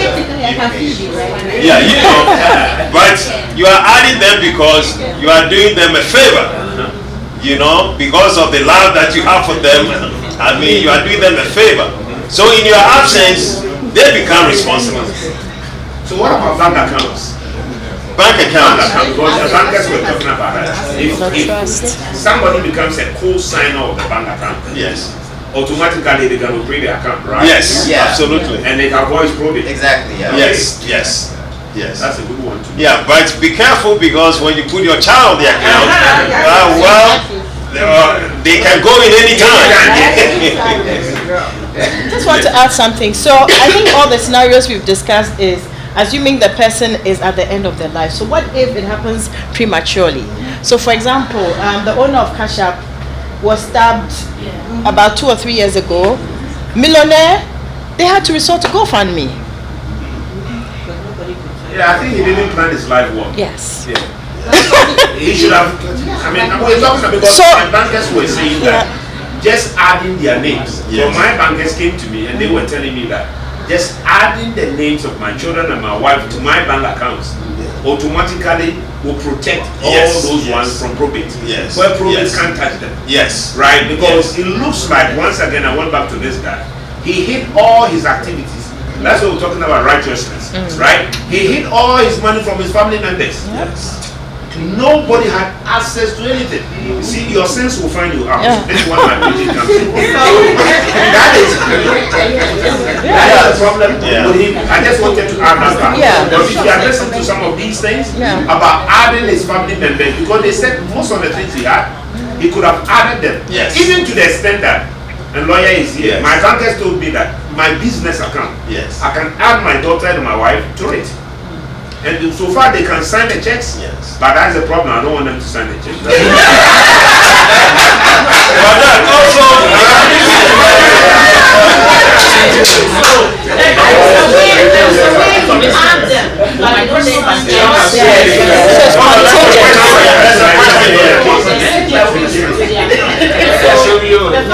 there's a question here. So my question, just by the bank's policy has a box for POD. I've seen that in the bank. Is that so? Just adding my child there, is that enough? Because I hear people say add to account. I don't technically have the children added to my account, but I do have a child on my Bank of America account, POD, so that way, in my mind, I maybe I've been wrong, but that was my way of bypassing probate, so that if something happened to me, God forbid, she could just go empty all the money in the account very easily. But is that correct, or am I wrong? Well, but correct in this sense, because it's already going to. You've already said it that it's going to this person. The point of probate is to access accounts so they can access like money in the accounts. But if the money is already going to that person, and the bank knows, told the bank specifically, so when you pass, this money will go to this person. So that's simple POD on the result. Hopefully. Can I come in? Okay. All right. So Bank of America. What she's saying, Chapter 1. with POD, unless you pass away. Yeah. Right. But for example, maybe something happens, and your daughter or your son comes in to the bank that, oh, my mom passed. We can't give any access to your daughter's. As far as I'm saying that if maybe you fell or you like something, it's not like you died.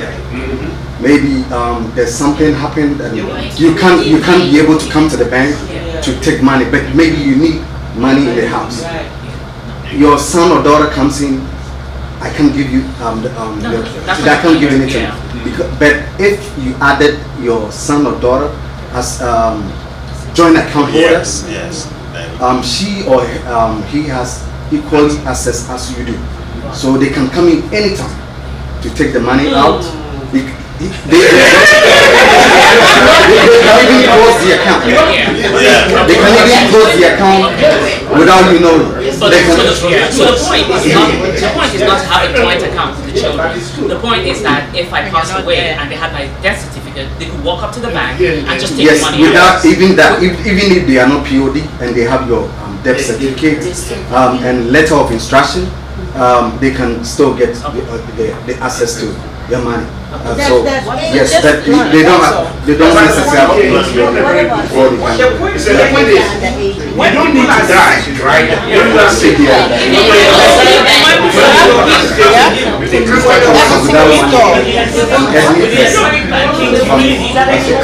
Because sometimes, let's go on an example. It's a polarization. That is someone that is and they're in the hospital.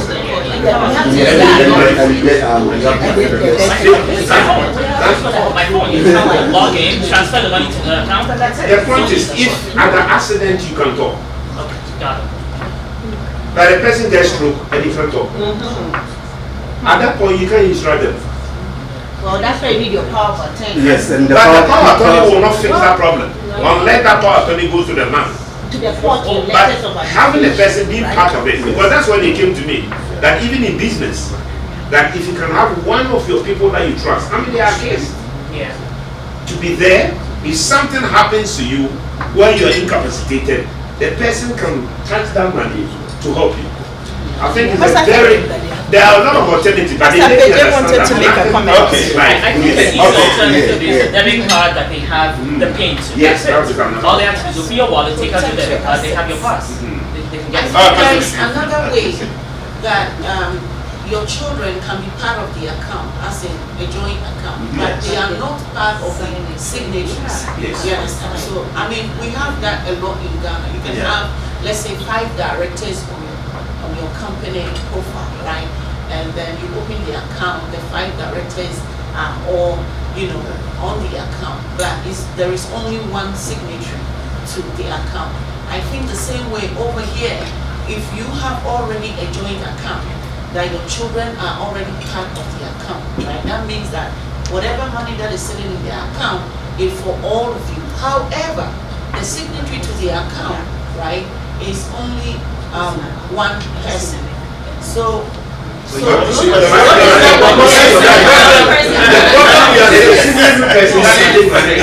problem we are saying is that if something happens to us, Okay, so and that's signatory. yes, The others cannot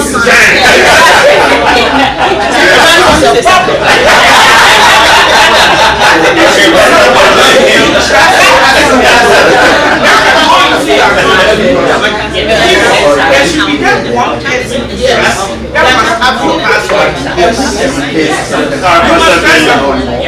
Okay, I have a question. It's very interesting how money can generate this kind of energy. Even among Christians. No, my question is seriously. My question is, why should we avoid probate? Why should we avoid probate? You don't have to avoid it, but probate is, some people, they don't want to deal with the courts. Yeah, either for probate, there's deadlines you have to meet. If you don't meet the deadlines, the court will issue what they call a show cause order. Meaning you have to go to the court and explain why you didn't meet this deadline. Why aren't you paying the fees? With probate, there's fees you have to pay to the court. There's bonds you have to pay.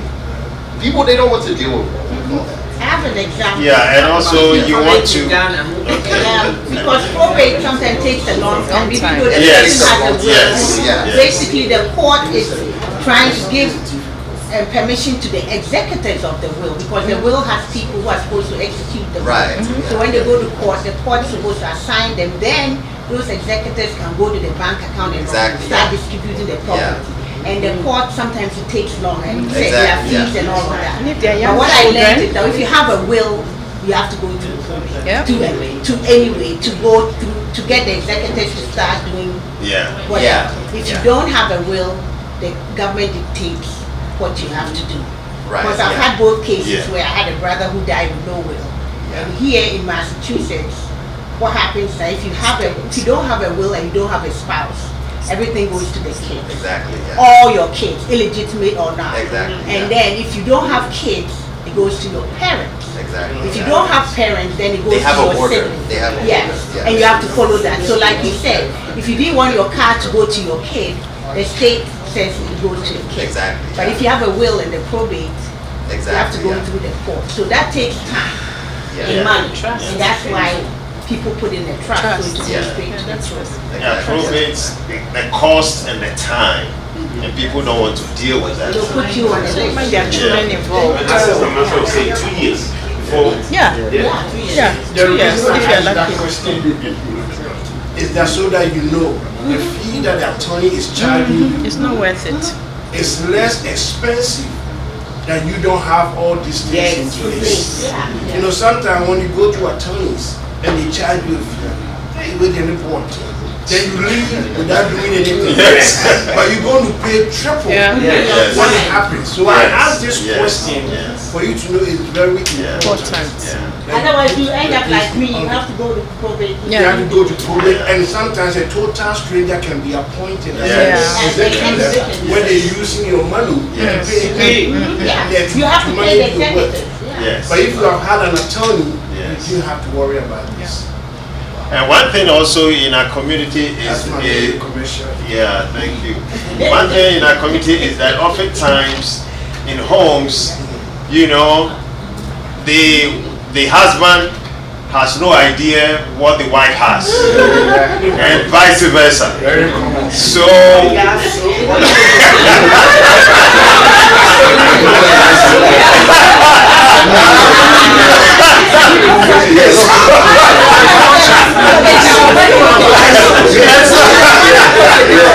and so there is no transparency, and it becomes a big problem when something happens.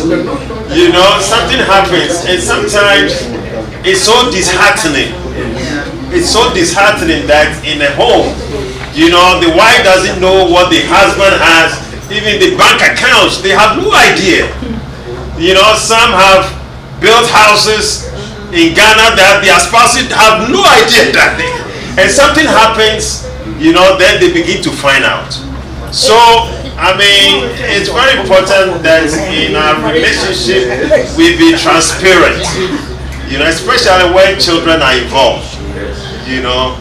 And it's so funny that sometimes what you are hiding from the other, the beneficiaries are the children. You know, so you toil, the man is toiling, the wife is toiling, and they are not communicating, and in the end, it's the same children that you are fighting for. So is that why you prefer them to the software for the marriage before they get marriage counseling? It's all important, you know, transparency and everything. So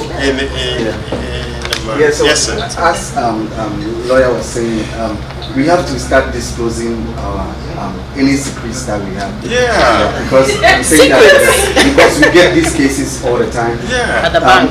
Yes, a wife will come to the bank inquiring that did my husband have an account here? and surprisingly enough, they will bring the ID of the husband. You will scan the ID and you will see the account. But we can't say anything to the wife because the wife is not on the account. And children will come in.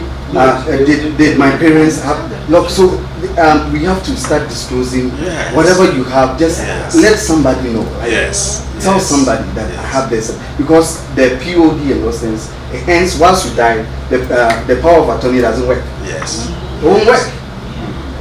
So we have to start disclosing what we have to our case.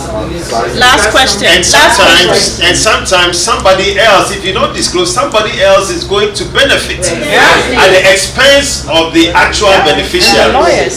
You know. Yes. You mentioned something about sometimes when the kids know that they are going to get this, they move about and so life is good. Life is good. So if I have an attorney which knows everything, would that attorney come forward? Because sometimes people think the attorneys will not come or disclose when I'm dead, or sometimes the attorneys probably will without knowing that you are dead. Because there's a situation where the man died in Ghana, so nothing, the funeral, anything did not happen here, and the wife and kids didn't know the information to share with the attorney to say that, hey, my husband is dead. That the attorney find a way to check their system to make sure their clients are dead or not, to make sure, because sometimes you don't want your wife or kids to know the amount of money that you are trying to leave them, because sometimes it leads to some people killing somebody. So how do you share the information? There's no secrecy. No, let's see, on that, what I'm trying to say is that at least you must Somebody get has to somebody know. in the family you can trust.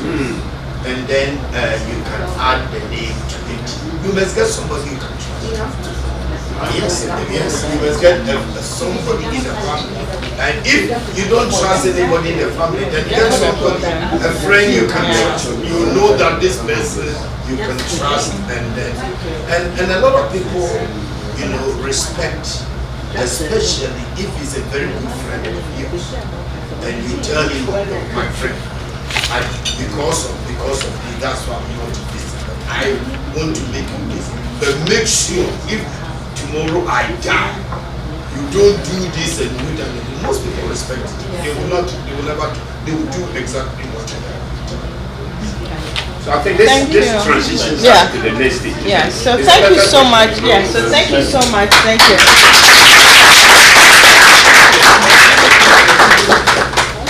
So it's been thrive, prosper, and protect.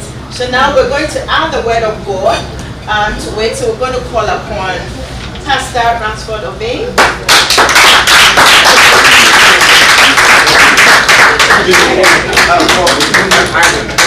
Okay, you may be seen. I don't know where to start. I was not expecting to speak. Okay, let me. I was not expecting. I thought I'm going to speak.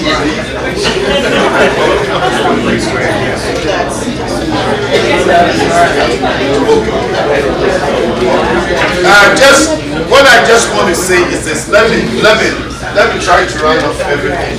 I think the discussion this morning is very, very interesting. And the way we started was very good. And I need to confess myself. Doctor has convinced me. I have made a resolution. I'm going to start exercising.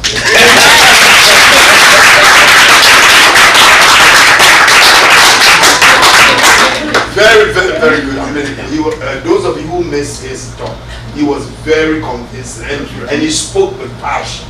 You can know what he was talking about, which is good, And he's made it clear to us that exercising is not difficult at all as we think, So very easy. So I'm going to do that. The other thing also is that when it comes to wealth and all this, the Bible says that if you're a Christian, you must be able to leave legacy for your children. Yeah, it's very, very important. I believe that every one of us must. I'm working on a document whilst I'm here. I'm working on legacy, and I believe that everybody, if God gives you enough time to live, you must be able to affect 3 generations. 1, your peers. Number 2, your children. And then number 3, your grandchildren. So if you can leave something for them, it's very, very important. My personal life, I have 2 children. I've set them up and I've told them, whatever money that I'm saving, I'm not saving for them. I'm saving for my grandchildren. I've told them I'm saving for my grandchildren, because maybe the time my grandchildren will go to university, I will not be there. But they'll be happy when they hear that I'm dead, because they realize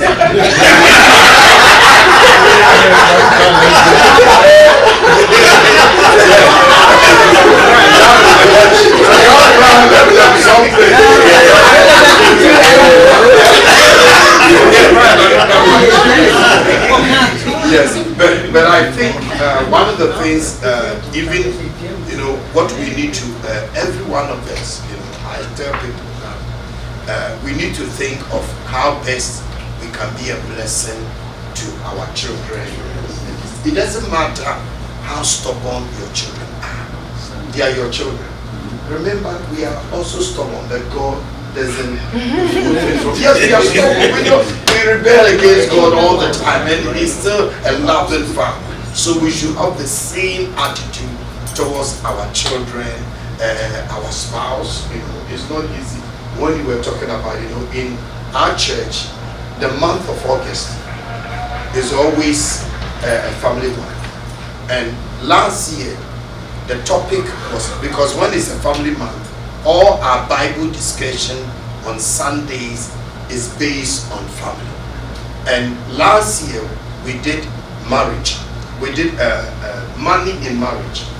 We couldn't finish, so we are continuing this year. we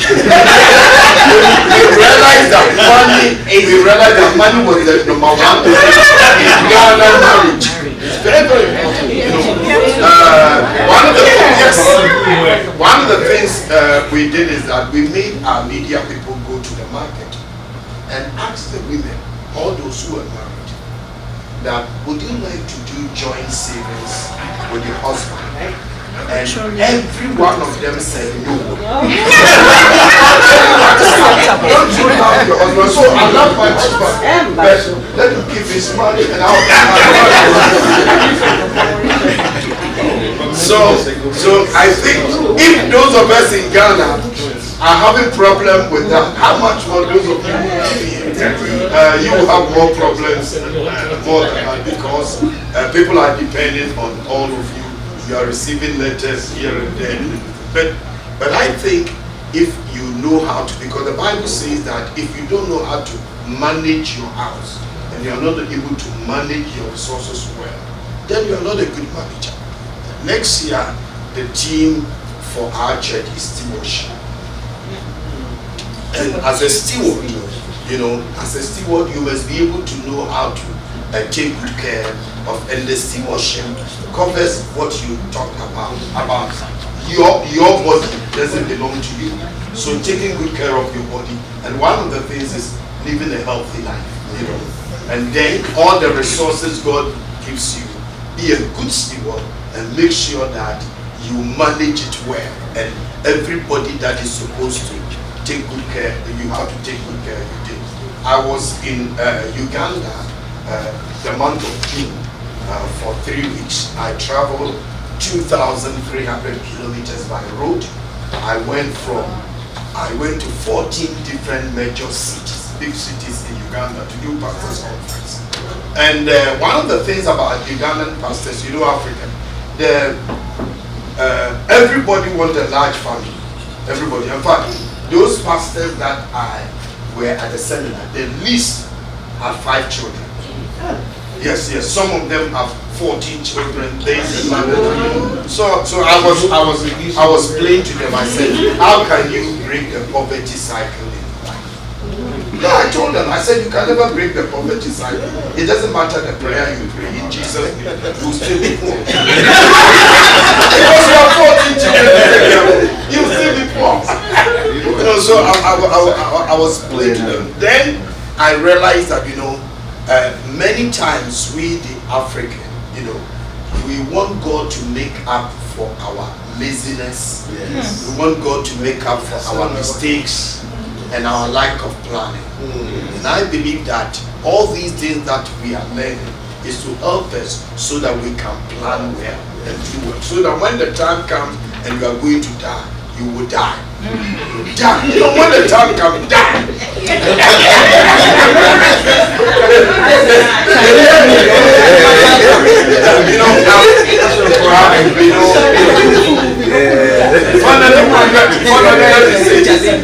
Finally, let me say this. Just 3 weeks ago, I was confronted with a problem, and that helped me to develop the message. A young lady that is over 50 years, they had only one son. That son was at the last year. It's a single lady. That son was at the last year at the university, and the son died. And you are supposed to go and do the funeral. What do you tell that lady? So difficult. What do you tell that lady? He has reached a menopause. He's not going to bring forth again. And that is the only son, the only child. The only child. What are you going to tell the person? And it was very, very difficult. I conducted a lot of funerals and everything, but this was so difficult for me, because I told her when I heard the news, I said, it's like Jesus' mother when Simon said Saul will be drawn towards you. It's the same thing. You know, what are you going to tell this lady? The lady has been serving the Lord faithfully. The son also has been serving the Lord faithfully. So I looked through the scriptures, and one of the things which I've never discovered, but I finally discovered that life is not about long life. Jesus' explanation of life, Jesus said, the life of a man does not consist of abundance of things he has or less enough. You know, so Jesus explained to us what life is not. But Jesus said, what life is about assignment. Every one of us has an assignment on everything. That's why you are here. Jesus said, don't you know that I must be about my Father's business? He said, I must work while it is day, for the night is coming when no man can work. So to Jesus, life is about assignment. It's not only Jesus who had that concept. John the Baptist also had that concept. He said, I didn't know him, but he who sent me. So he knew he was here on assignment. Not only that, the Apostle Paul, who wrote 2 thirds of the New Testament, had the same philosophy. He was going to Jerusalem, and he said, the people, there was prophecy, there was revelation that when you go, you'll be arrested. He said, I did not count my life so dear to me, if only I could finish the work the Lord Jesus had given me. So to Jesus, to John the Baptist, to Paul, life is about assignment. Then finally, when Jesus had finished his work, in John chapter 17, that was his prayer he prayed. That was his Jesus' prayer. When we say the Lord's Prayer, that is the disciples' prayer in Matthew. He taught us how to pray. But Jesus' own prayer was John chapter 17. And he said, Lord, I have glorified your name. I have finished the work you gave me to do. Now glorify your Son. And when he talked about glorifying his Son, he was talking about his death. So when Jesus hung on the cross, the Bible says that the first time they gave him a drink, he refused it. You know, the first time when they gave him a drink, he refused. But the last time, the Bible says, when he knew that everything was accomplished, he asked for the drink. And then when he took that drink, he bowed down his head and he said, it is finished. And he gave up the ghost. It means he has finished the work that the Lord asked him to do. It was a short time. Sometimes he used almost about 30 years to prepare for that 3 years of assignment. And he did it. The same thing with Paul. When he was going to Jerusalem, he said, no, I have a work to do. I need to do that. Later on, at the age of about 57, Paul said, my life is being poured out as a drink. The time of my departure is at hand. I have finished the race. I have kept the faith. I have fought a good fight. I'm ready to go. So to me, life is about assignment. What is the assignment God has given? God has an assignment for every one of us. Every one of us. So let us make sure that whatever assignment God has given us, we will live to fulfill it. After you finish, depart from here. Don't waste any time. Don't waste any time. And that is what I've told God. I've told God that, Lord, when I finish my assignment, let me go. And so I've told my members that if I'm standing in the pulpit and I fall down, don't come and wake me. Don't disturb me. I have finished my assignment. Because if you finish, don't wait for more time. Because we have an example in the Bible. Somebody that the Lord told him that your time is up, die. He said, I won't die. And God intentionally did that to teach all of us a lesson. So God added 15 years to his age. And when you read the 15 years that God added to him, it was not good at all. You realize that it was good for him to die. After all, God has been so graceful to you and he has informed you that you are going to die. Die and go. So I pray, my prayer these days is that, Lord, help me to finish my assignment well. Give me the wisdom, give me the grace, give me the anointing, give me everything that I need in order to do my work well. And so I want to end up that every one of us, we have an assignment. Maybe the money God has given you is not only even for your children, it's for another thing else. But you need to pray that God will show you what you are supposed to use your life for. Don't waste your life. You have an assignment. And when you finish and you get home, all that we must be looking for is that God will say, thou good and faithful servant. You have finished, you've done well with what I've given you. And that's what I'm looking for. God bless you.